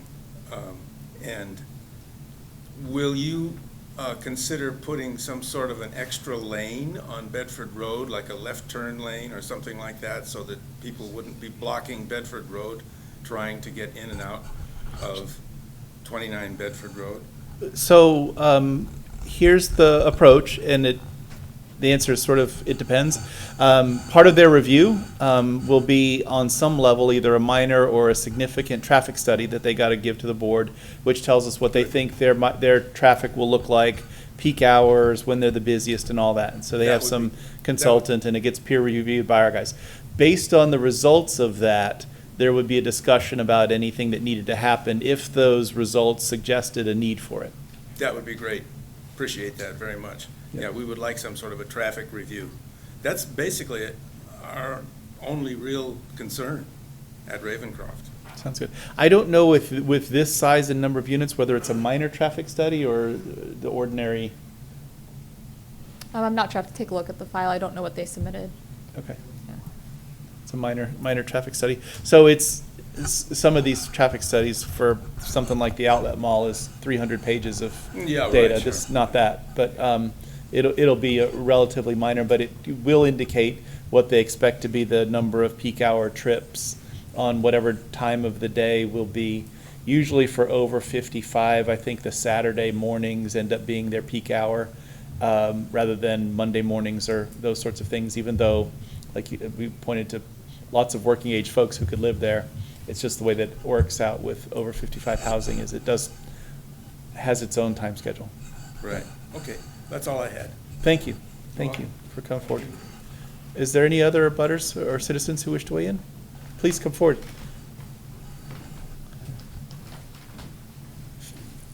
Have a seat and get settled, and once you are, introduce yourself. Hi, I'm Abby Wallace. I live at 31 Bedford Road. So our property is like front and center at the access road for this proposal. I think apart from the loss of the aesthetics of having this sort of development put there, our primary concern really is the traffic. We will go from having no access to this property to now having 60 units there, and that is really a tremendous change for our home in general. I know that they've commented that there's sidewalks on part of Bedford Road, but pretty much from the time you get to our house, going further into Merrimack, there are no sidewalks. So we see a lot of foot traffic, cyclists, kids on motor scooters now, school buses. Our own family walks the neighborhood a lot, and so we'd be really concerned about the level of traffic just moving in front of our home in general, but also what it creates when people are going to and from and then turning in and out of lanes. We're very concerned about that. So I think we echo what they say, but also like there needs to, I think, be some address for foot traffic as well in the area, because it is there, and right now people are just on Bedford Road. So I have a lot of opinions about the use of the land in general, and I think that those are just not for this time, but I guess the traffic is our main concern. Thank you. Thank you for those comments. And It reminded me of a question I had about sidewalks that I'll ask them when they come back up as well. Others? Is this on? It is. Todd Beard, 21 Cabot. I butt the property. I'm going to ask the developer to return to the table. I have questions, and he's probably going to want to refer to his plans. That's not the opportunity for you to ask questions then. You just provide the board the information you'd like Okay. the board to know. I'd like to know how many bedrooms per unit. I would like to know what the total resident count is based on those bedrooms and what the developer calculated that at. I'd like to take that further and ask the board what the threshold is for residents moving in for an impact study on our town services, specifically fire and rescue. With elderly residents moving in, those services tend to get more heavily used by those individuals. I'd like to know the distance between the structures. I'd like to know if DES has approved this water plan with the pond, the existing wetlands. And I'd like to know what the tax impact will be. How will these homes be taxed? If they're going to be sold, they're privately owned. Are they going to be taxed as privately owned residences and then take the total 8.1 acres of land and divide that up amongst each unit? Much like Ravencroft is taxed, I believe you have a 1 acre per unit is what your tax is based on, correct? So, I'm not sure. The But- land that we own is nowhere near an acre. let's see if we can get the applicant to answer those questions Great. for you to the best they can. Some of those issues, like the taxes and things, are not necessarily issues within our jurisdiction as a planning board, but Understood. other ones that you mentioned could be, and certainly we'll have them answer And those there are questions. also best issues they for can. the town. Yep, sure are. That's what we're here for. Other members of the public who wish to weigh in? Either one, whichever is more comfortable for you, sir. I better sit down. I do too. Introduce yourself and then, John Cosgrove. John, can you touch the button on the front of that microphone? I don't think it's turned on. Well, how about this one? Where it says, Oh. there you go. John Cosgrove, 9 Woodridge Road, resident, 52 years at that site. And my main concern is, has been mentioned, traffic. You have a 60-unit building there, a project, for 55 and older, which would indicate to me that there are a number of those that are still working, employed. They're not retired, although there will be a number of those in there. So we're going to have a minimum of 60 vehicles, cars in there, probably in most cases double.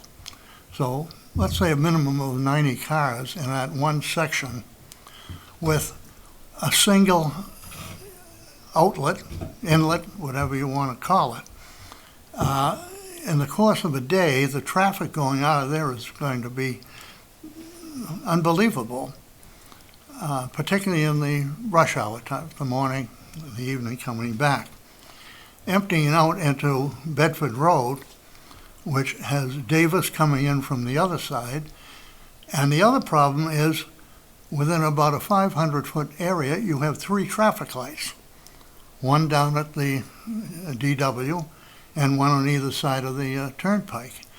And I mean, I can't imagine the traffic backup that's coming along Bedford, coming out of Davis, little from Back River. That is a concern, and I don't see how the one egress is going to be able to handle the traffic of that nature.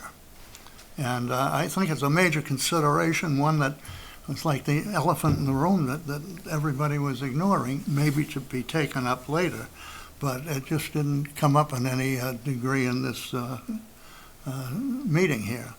On another note, I happen to, 9 Woodridge Road lies about midway between Bedford and Cabot. And so my back drops off sharply, back about 40 to 50 feet. The question is, how much of the existing pit is going to be affected by this new project? And is there going to be an erosion effect from it on top of that? But basically, my concern is the traffic. I don't see how it's possibly going to be able to pull this project off. Thank you. Thank you, sir. And there certainly will be a discussion about traffic because it's on our mind as well, and you were hearing it from all of you guys. Other members of the public? Anyone? Okay. This won't be the last time that you get a chance to have public comments. Each time that we come here, we'll have an opportunity where there's a public hearing, so that if something new comes up, you'll be able to do that. So for tonight, we'll close the public hearing and get Matt to come back up here. And if you want to offer any feedback or understanding about some of the things that were raised by any of the members of the public, please do so. Thank you, Mr. Chairman.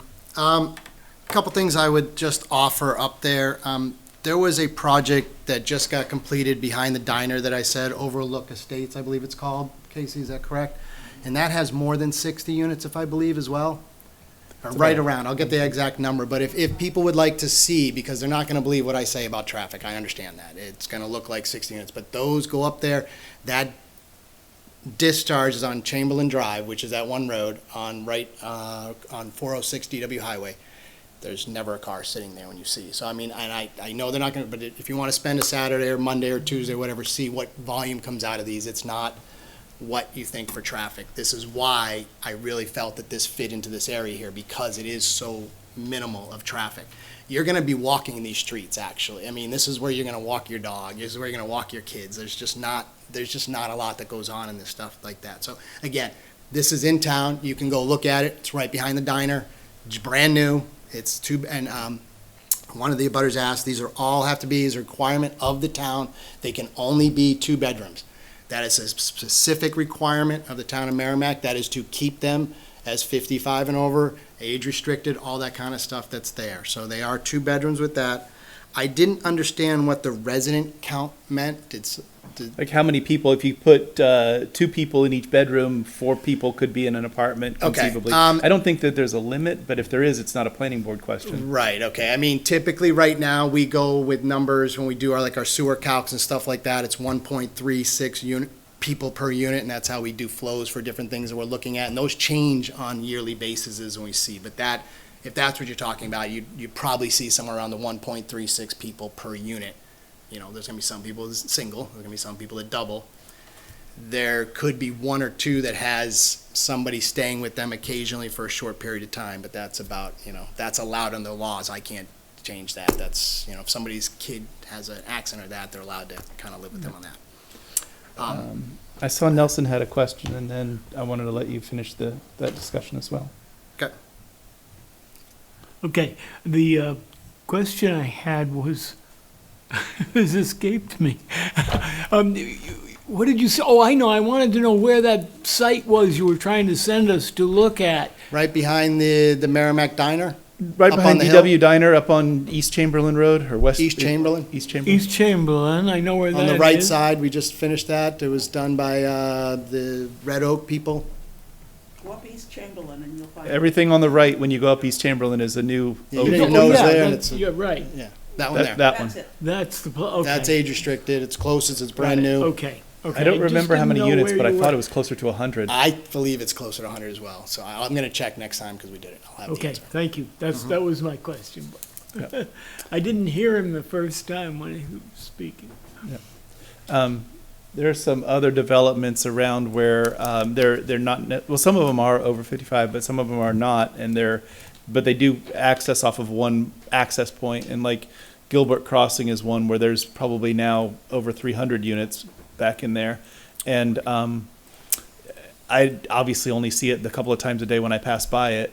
So there's probably times of the day where there's a little bit of cars coming in and out of there. But generally speaking, I hardly ever see more than 1 car trying to come out or 1 car coming in. So it's something the traffic guys understand, and they'll get us a prediction on. So I just want to touch the one last thing that I had here, Mr. Chairman, was on the grading. The 2 gentlemen that spoke here, this is 21 Cabot right here, the triangle, and then this is 9 Woodbridge right here. So we're talking this area kind of right up in here. Yep. So I just want to bring you to that on the grading plan. So up in this area over here, this building here is at 210. This is the 210 contour. So we're basically sitting these a little bit lower than what the existing grade is there, and then we move the slope to the other side of the roadway here where we can stabilize it. So there's not going to be any erosion control on their side there. We've built the homes there and then put the slope on the back side that's there. Thank you. That's an important question. On the count of bedrooms and them being 2 bedrooms, Yep. I know on your floor plan, which you included, we've got 2 bedrooms and an office. Yep. And obviously an office doesn't have a closet, and that's what makes it an office and not a bedroom. But also nobody's watching to see whether you put a bed in your office. No, there are 2 bedrooms and an office. And I would so like to ask on that because, I what- mean, I want a library right now in my house. Like, that's my goal in life. I would love to have an office instead of get my kid out of there. Sorry. How we restrict that on 55 and over. I'll take a look at that. Oh, that's in the condo documents. Just I deal would with it think there. so, yeah. Yeah, you could deal with that in your condo declarations and bylaws. But just have that expectation that that would be a requirement. And that I they- will say from learning from the overlook, the association is on their Ps and Qs with making sure people in that development do what they're supposed to do. So I'd say a homeowners association actually probably has more people watching than a town would be watching, what I've seen. Yep, that's usually the case. So keep an eye on that. I do like the idea of having the office available. That's what people want. There's a lot of people that are working from home these days. Very popular feature. But, yeah, make sure the offices don't migrate into Yep. bedrooms. Other comments or questions? I think there was a comment about how are they taxed and things. That's probably not necessarily something that you're tuned into, but typically, each condo owner is taxed for the value of their condo, and the value of their condo also includes some amount of the value of the common area. And they end up, in terms of impact analysis, we've done those for some of the conditional use permit properties like Gilbert Crossing and the Slate by the Merrimack Premium Outlets, and the one that's down by the Nashville border Edgebrook or something like that. Is that the name of that one? Yeah, that's the name of Edgebrook it. Heights. Yeah. And the residential pieces of these things are always enormously positive for the town in terms of their tax impact. So it's really gotten to be where those analysis aren't even useful to us to ask for people to do before, because the commercial's positive and the residential is incredibly positive, especially with over 55 where you're not putting kids in school. Taxes have gone up a little bit. What's that? Taxes have gone up a little bit. Yeah, there is, and statements like what I just said, and end up being a little bit complex in the discussion, because it's not like this is going to make taxes go down by having 60 people pay on whatever these condos are, but the rate that it goes up will be positively impacted to not go up as fast because you got more people pulling. But don't count on looking at your tax bill and saying, oh, well, look, it went down a dollar. It didn't. It won't. It never does. It never has. But every analysis I've ever seen for residential like this is that they're very, very positive for the town from a tax standpoint. Do you know what the price point, the market point is? Are these luxury? Are these Have not income finalized. restricted? He's all over me for that because he needs all the numbers from me to be able to do that. So we're working through that right now. I'll probably have more on that at July 17th. Even without numbers, are you aiming to be market rate, luxury style, Yes. or? No, we want to fit a market that these can sell at. I think it seems to be between that 550 and 650 or 475 to 675, somewhere in that range. It's there. Okay. So obviously 60 of those taxed at that rate is going to more than be positive from the income standpoint. Do you need more information from us before the next meeting? Feedback on things? I'm sorry, Nelson, I didn't mean to cut you off. Well, that's okay. I just wanted to mention one thing that came up here, and we hadn't had much discussion of it, and that has to do with pedestrian accesses in here. Not only within the site, but perhaps a look at some off-site connection for pedestrians to the Route Yep. 3, to the drugstore and the restaurants that are down there that are within walking distance, and that we'd ought to be providing. I don't know what's there now, but it's So you'll see, I'm just short, so I don't know why Pete put the sidewalk on the west side here, but the sidewalk is just across the street on the other, so, you know, we need to make a connection through to that sidewalk. Yeah. Yep. Yeah, that's what I was gonna say, is the sidewalk goes on the other side of your I see that now. We're driveway. gonna have a little discussion on that. Or too. both sides or something. And does that sidewalk that's on Bedford Road, how far does that go down Bedford Road? Does it? It stops at the bridge now? I thought it went over the, okay, I'll verify that. I assumed So it went over the bridge. it will go over the bridge after they expand the turnpike because it has to on any federal project these days. The sidewalks have to be there. But it ends at the bridge, right? I bike it, I haven't walked it. I'll take a look at it. That bridge, it won't be redone. Huh. And so it's the other two that are being done, Yeah. redone. I'm surprised that there aren't sidewalks on that bridge then, because that's an old, it's been a long time that the feds have required that on anything touches a federally supported highway. I'll verify that. I'll get that answer for you. Okay, thank you. Is what it is, although I don't think that we could reasonably tell you to go put a sidewalk on over the highway bridge, over the turnpike bridge. Yeah, I think there is a sidewalk. Yeah, there is. We're sort of hearing it from the, I think it stops just past it, though. yeah. It may, we Oh, and can, it doesn't go down the other side. No. Oh, okay, all right, I'll take a look. I'll see what's out there. Neil, May I have a yeah, question? of course. Pertaining to access, I guess, public access. The northwest part of the property, it looks like there's a drainage easement. Or There isn't easement actually one yet. We're gonna give one to Dawn. She doesn't have anything over the property. that goes up, the one that goes up to Cabot? Yep. We had Is that gonna be that's like actually a- our property. We have a 25-foot swath of land out there. And does it go, it goes all the way out to the property line of Cabot? Yep. Yeah. Yep. Is there any, right now, you don't have any, you said you don't have, There's no easement to the town for that there. It's just, oh, no, I'm sorry. No, my bad. There's a 20-foot drainage easement per reference plan. We must have found it out. so is that gonna be cleared and like a gate at the end, or is that just gonna be an open path to the property from Cabot?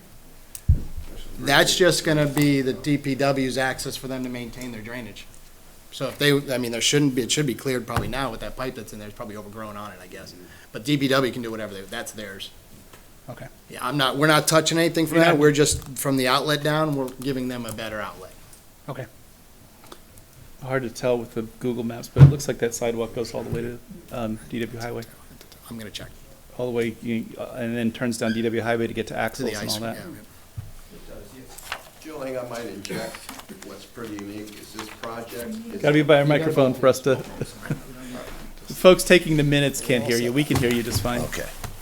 I was just gonna say, we're 8 foot lower than Bedford Road, so this whole project is lower than all the other homes around there, except on the right. But all the ones up on the bluffs, they're quite a ways higher. So there shouldn't be any problems with being too tall or anything like that. That's good to know. I think that'll make a difference in terms of what the visual will be from the neighbor's standpoint. Do you have, or will you be able to have some renderings of elevations? Sure, yep. Just to see what they will look like? Yep. Essentially from road height?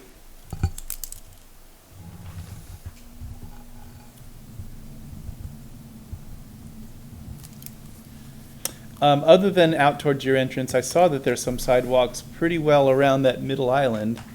Is that the layout, or did I overlook any sidewalks? We brought sidewalk all the way through the property. We brought it in here, down to this location here, and then we brought it up on the inside as well, on the road that's there. So it's on both roads. Okay. Very good. Other comments or questions by anyone? I don't know if you finished whatever you were saying when I I'm said, good. well, do you need anything else from us?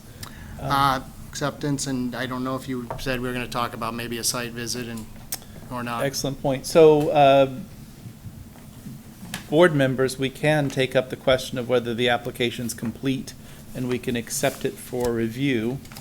And that's what the applicant would like us to do. What say you? Also move. Is there a second? Second. Motion and a second to find the application complete. All in favor, say aye. Aye. Any opposed, any abstaining? 700. I do think that we ought to do a site visit. For my benefit, the next 2 weekends are no good, but somewhere, if we're coming in July and then another one after that, we got a lot of time to fit one in Yep. sometime in the weeks after that. Want to send us some proposed, do you guys like Saturdays or evenings? Saturday. Saturday's better. Everybody likes Yeah. Saturdays better? Not me. Not me, but I'll live with it. If you guys want Saturday, we'll make it work. So Are send you us a in- couple are of you- Saturdays. But are you inviting the abutters as well? Yeah, the They public would- can come when the- Right, when but the how planning would they board know comes. if I'm sending you an email? We'll post it as a planning board site walk, like a meeting on an agenda. But they would have to watch to find that. That's gonna be difficult for them. All right, let's try and pick one then. Maybe we should wait till the July yeah, I'd rather, we don't have to, they probably won't know about it that way is my point. It'd be tough to find it online. I would love to do it before the July meeting in case we see anything we want to talk about. July meeting is 15th. July So meeting we is got- the We 15th. got 2 weeks. Well, we're, all of June still Yep. is available to us. So the coming up weekend is the 24th and 5th, that's Memorial Day weekend. 31st through June 1st is the one I can't do. That would leave us Saturday the 7th, Saturday the 14th of June, Saturday the 21st of June, or the 28th of June. Does anybody have any days where they can't do in that lineup? 7th. You cannot do 7th? Right, it's Goffstown. I volunteer in Goffstown a lot, Okay. and everything's And happening on the 8th, I'm doing a 109-mile bike ride, and I'm not coming down to a sidewalk beforehand. so Good that for you. leaves- So, leaves you two in the middle. June 14, Yep. does that work for everybody, June 14th? That's not good for me, Mr. Chair. Not good for you? How about the 21st? No, you're not. All June right. 21st? 21st is find the best one we can. 21st? Anybody? They're good with 21st. 21st works for me. There you go. All right, so let's plan it for the 21st. Let's get it done in the morning so that we're not killing everybody Saturday. What's early for people? Is 8 okay or 9 okay? 9. I'd love it earlier. I'd do it at 6 if I could. I'm an hour drive, but if you want 8, I'll do 8. You're an hour drive. All right, 9. 9 No, is no, fine. 8's fine. Let's just get it over with. I'd rather get it done. 8 a.m. on the 21st. 8 a.m. And the Alright. public is welcome to come. And we will um, meet at the entrance off of Yes. Bedford Road. Can we pull into that There's site? plenty of Yeah, parking plenty for of probably space. 40 cars. Inside, okay. All right, so And then, So you can pull inside. once we're there on that date, we would explain this to everybody that's attending, but the intention is to be shown around the property and to walk it and have a look. The discussions should be about, look here, look at that, not the merits of the application, because we're not on camera, nobody's taking minutes. So keep all those good discussions on the meat of things here, and out there, whatever discussion would be is, show me this lot line, show me that corner, show me the driveway, that sort of thing. Perfect. We'll go over that again when we get out there on that Saturday. Okay, What time did we say, 9 o'clock? Is that? 8 8? a.m. Okay. 8 a.m. Okay, so we're continuing the main consideration of the application to the July 15th meeting. We're also scheduling a site walk for June 21 at 8 a.m. Both of those with no further notice to abutters. Is somebody making a motion to that effect? John is. Neil looks like he nodded his head up and down. Second. All in favor, say aye. Aye. Any opposed? Any abstaining? 700. Okay, so we'll see you on our site walk, and then we'll see you again in July. Thank you very much. All right, thank you. There you I go. know, right? Okay, we are up to our planning and zoning administrator's report and discussion and possible action regarding other items of concern. Casey, is there anything that we should, any planning and zoning administrator's report? So since you're, Please take your comments outside. Yep. Take the comments into the hallway so we can finish our business. Comments in the hallway. Always the moderator. That's it. Chase your conversations out. Gentlemen, Out. Go. Go, go, go. All right, go ahead, Casey. thank you, Lynn. Thank you, Bob. So since our last planning board meeting, we've had 2 administrative approvals. They were both tenant changes. One being on Greeley Street and that office complex that's kind of tucked away down that way. And it's for a, like a beauty salon that's moving in there. And then we also did one for a cafe called Steam Cafe. They will be replacing where Donut O'Clock used to be at the Skyline Mall. I believe that's the name of it. Yeah, so those are the 2 admin approvals that we've done in the past 2 weeks. Thank you. What is it that brings them to the planning board for even administrative approval, just to change a tenant in a commercial property? Right, so it's not a planning board action, it's strictly an approval done by staff, and so anytime one tenant is moving out and a new one's moving in, we like to track that to make sure it's consistent with the planning board approved site plan for that property. So we just take a quick look at it and make sure it's in compliant, and we write up a quick letter. Okay. Yep. I got you. Thank you for that. Anything else in the report? Nope, that would be it. Is there anything else that the board would like to know? I was kind of thinking about updating you guys on some of like the zoning violations we do, but then I kind of had a second thought on that, and maybe we don't want to be broadcasting everyone's dirty laundry during a planning board meeting, so I don't know, does the board have interest in that kind of thing? I have a long list of zoning violations, but. If I had an interest, it isn't a planning board type interest, it's just curiosity, and so that shouldn't be broadcast for those kinds of things, especially if it's only an alleged violation that hasn't been finally established and resolved one way or another.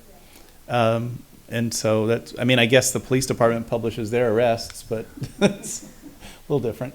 Innocent till proven guilty. Yes, let's try that. So thank you for that. Does anything else that Nelson? Yeah, along the lines of what she was just talking about, I was wondering what we do about enforcing landscaping requirements that went with original plans and have somehow, in some cases I know of, have deteriorated beyond looking like landscaping anymore. And I don't know, do you guys follow up on those kind of things, or do you want a list of those that I found? You know, what's the preferred procedure here? So we do site plan violations along with our zoning ordinance violations. So if a problem is reported where a property is out of compliance with their planning board approved site plan, we will send a letter. So it could be for any reason that makes it out of compliance. So if you know of a commercial property in town where you know for a fact that they were required X amount of trees and 2 of them are clearly dead or dying, let me know, because that is something I could send a letter about. Okay, I definitely know of at least one site where the trees have died last year and they're still there dead, and they're big trees too, so yeah, get the information to them, let them chase it down. Yeah. Excellent. Other Shaw's comments or questions? Yeah, it's a grocery store that rhymes with Shaw's. Does anyone have any questions for the staff on any item or any other discussion or items of concern? I have a comment, sir. Yes, sir. I sent an email, Bob, to you and Helene, but as a counselor, one of the main issues that I'm hearing from and seeing is, and it kind of got brought up tonight, is why are we allowing all these apartments, condos, and so forth into town? They're causing problems with our tax rate and issues so forth with our services. And I don't think the public has a good idea that we just can't, either the council or the planning board, we can't just come in and say, we don't like it. No, there's hoops, legal hoops that we have to watch. And these folks that develop these properties have to go through, but I really do believe that it would be good to have maybe a section of a planning board meeting where it's discussed what it takes to just, if a project's not, what are the legal ramifications of stopping a project and not allowing it? And maybe even going as far as using our cable TV to do a segment on it. Channel 22. Channel 22, do a segment on it, so that when people have questions, I see it all the time, I see it on social media. Mm-hmm. We had a gentleman come in quite angry last week at the town council meeting, basically yelling at us about why we're just allowing these projects in, and it's just not that simple, and I don't think folks understand. So I think that would be a good idea, idea for the public to have something to refer to. So, thank you. That's a great suggestion, and I'd be willing to help record a show or segment or something that could run on those things. It's there's a lot to it, but in simple terms, you start off with the whole area of the town, which you divide up into zones, and the zones are given uses that are permitted in them for residential or commercial or industrial. And in each one of those cases, there's a list in our regulation of what those uses are that are permitted in a commercial or a residential. And then on top of that, you've got our planning board regulations, which look at things like, do you have enough parking? How did you deal with lighting? How did you deal with drainage, setbacks, and all of those kinds of things? And then the rest of it is private property, and people can come forward with their private property. If they're doing something that is permitted in the zone that they're in, then they've got to comply with the number of parking spaces you need and the lighting and the setbacks and all of those things, the drainage. But beyond that, there isn't this sort of question of whether we need another daycare or we need another gas station or we need another. The other part of it is, and beyond that, if we were analyzing need, there's no question at all that there's need for housing everywhere in New Hampshire, in every town. There's no town in New Hampshire which would satisfy, we've got enough housing, because none of them do. Actually, Berlin, New Hampshire is probably overhoused because it used to be dealt with the pulp mills and all of that. But other than that, I think they're probably not. And so that we hear that question a lot at a planning board meeting. We don't need another. It's the most loud when it's somebody wants to do a gun shop, because those are the most energy lightning rod. What's that? Controversial. Yeah, it's a good word for it. But there is not in the legal structure in New Hampshire, and probably not the United States, the ability to tell people what they could do with their private property other than comply with your reasonable requirements around things like setbacks and parking and building height and all of that. So why do we let a thing in? Because it complied with the rules. There's also in New Hampshire a whole structure of zoning boards of adjustment, which are specifically created to give people relief from the unreasonable application of rules, where you could perhaps put something in a zone where it isn't a permitted use and they allow it. This senior housing 55 one is one of those, where they're outside the zone for senior housing. They've got a variance. I forgot to ask them about their variance so that would be on the record, but they do. And so in 2 minutes, maybe that was 3, that's what that television show could look like in that kind of explanation, probably with some visuals and some graphics and some things. But it's not the town council's job or the fire department's job or the police department's or the planning boards to say, you can't have a restaurant there or you can't have a gas station there if you feel like you can make a go of it with a business as a gas station.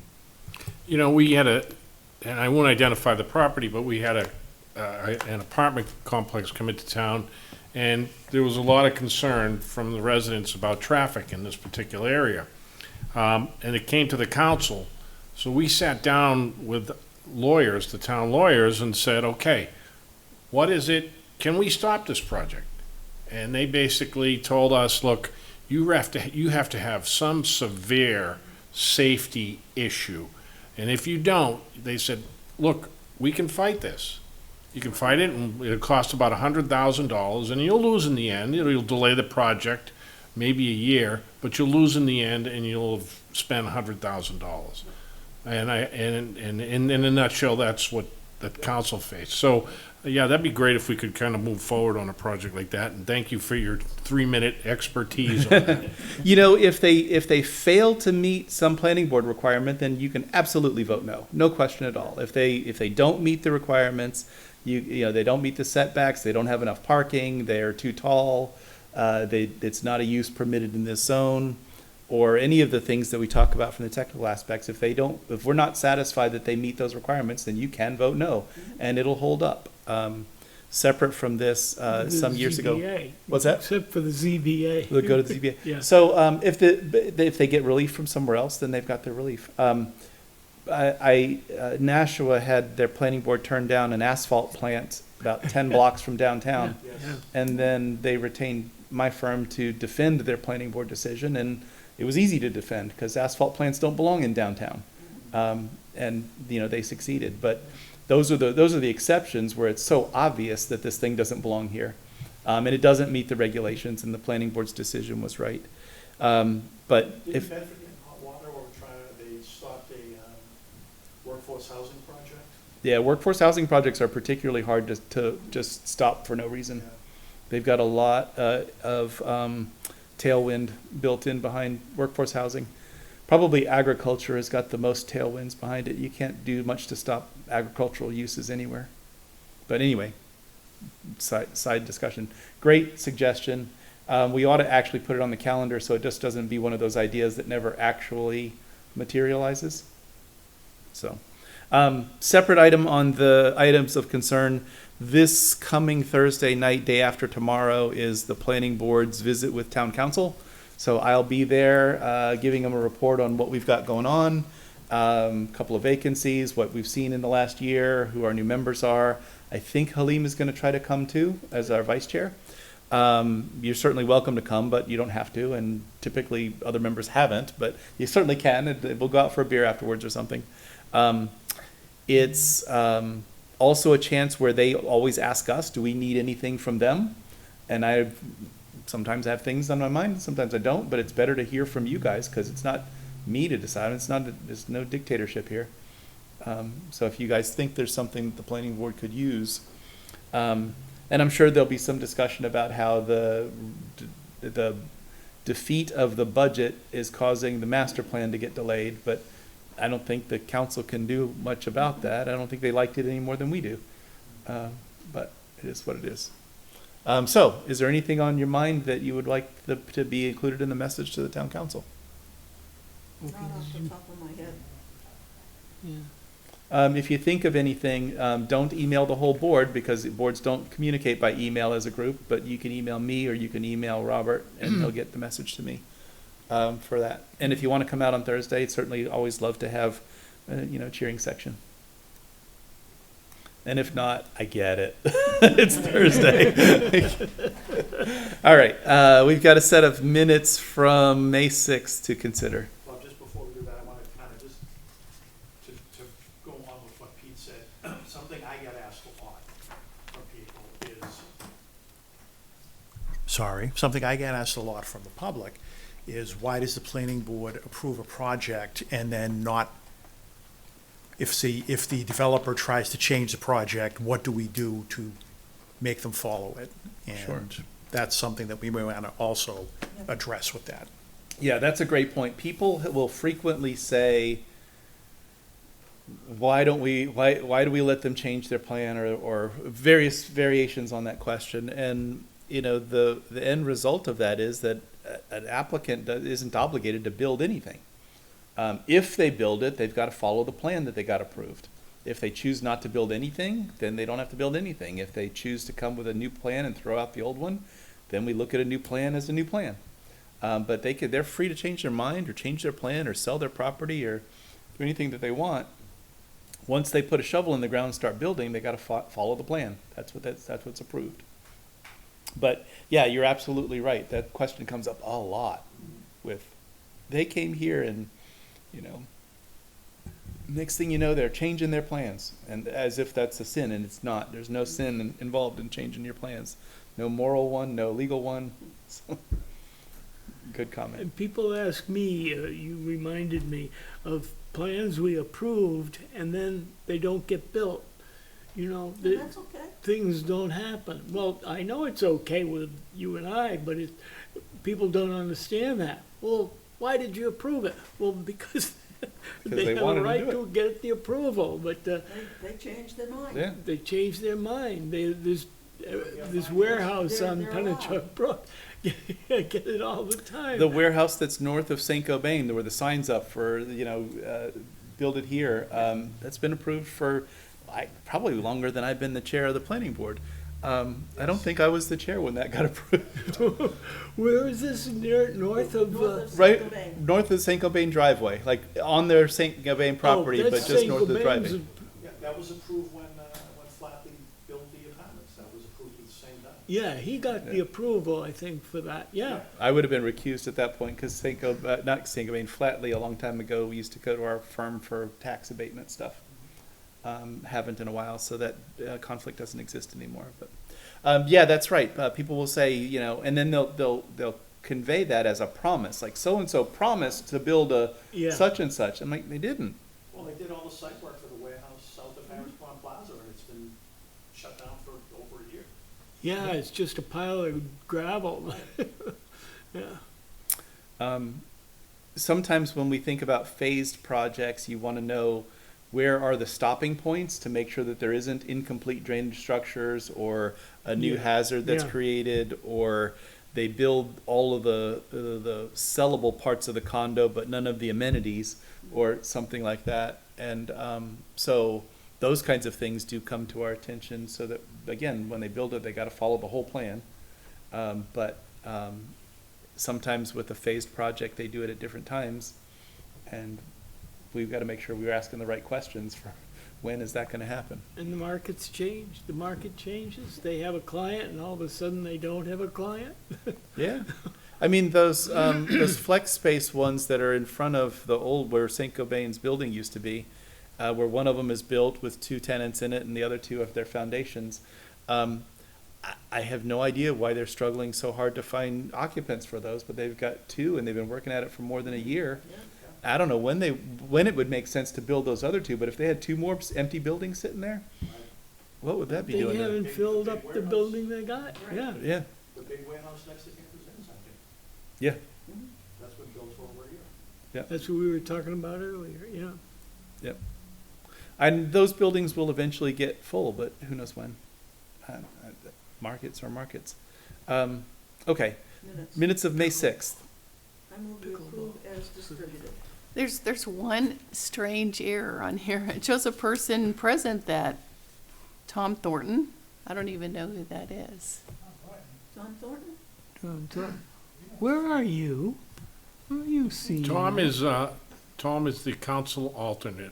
We voted him in at the last council meeting. Oh, yeah. He's a planning board alternate, excuse me. Yeah. So if I can't make it, you'll see Tom here, hopefully. Yeah, but he wasn't present on May 6th. No, that's what I'm saying, yeah. Whoever he was. Yeah, that's To approve as amended. so that counts as a second with an amendment. So Tom Thornton should, if he was here, he was a member of the audience and didn't sit up here with us. Any other edits to the minutes? No, I thought they were okay. I missed that one right on the front page. Good catch. That's funny. Okay, all in favor of approving the minutes with that one amendment, say aye. Aye. Any opposed? Any abstaining? All right, We're done. 700 for that. Is there a motion to adjourn? So moved. Motion and a second. I'll count those. John and Nelson. Okay. All in favor, say aye. Aye. Any opposed? Any abstaining? 700. All right, we're done. Don't forget to turn your microphone off.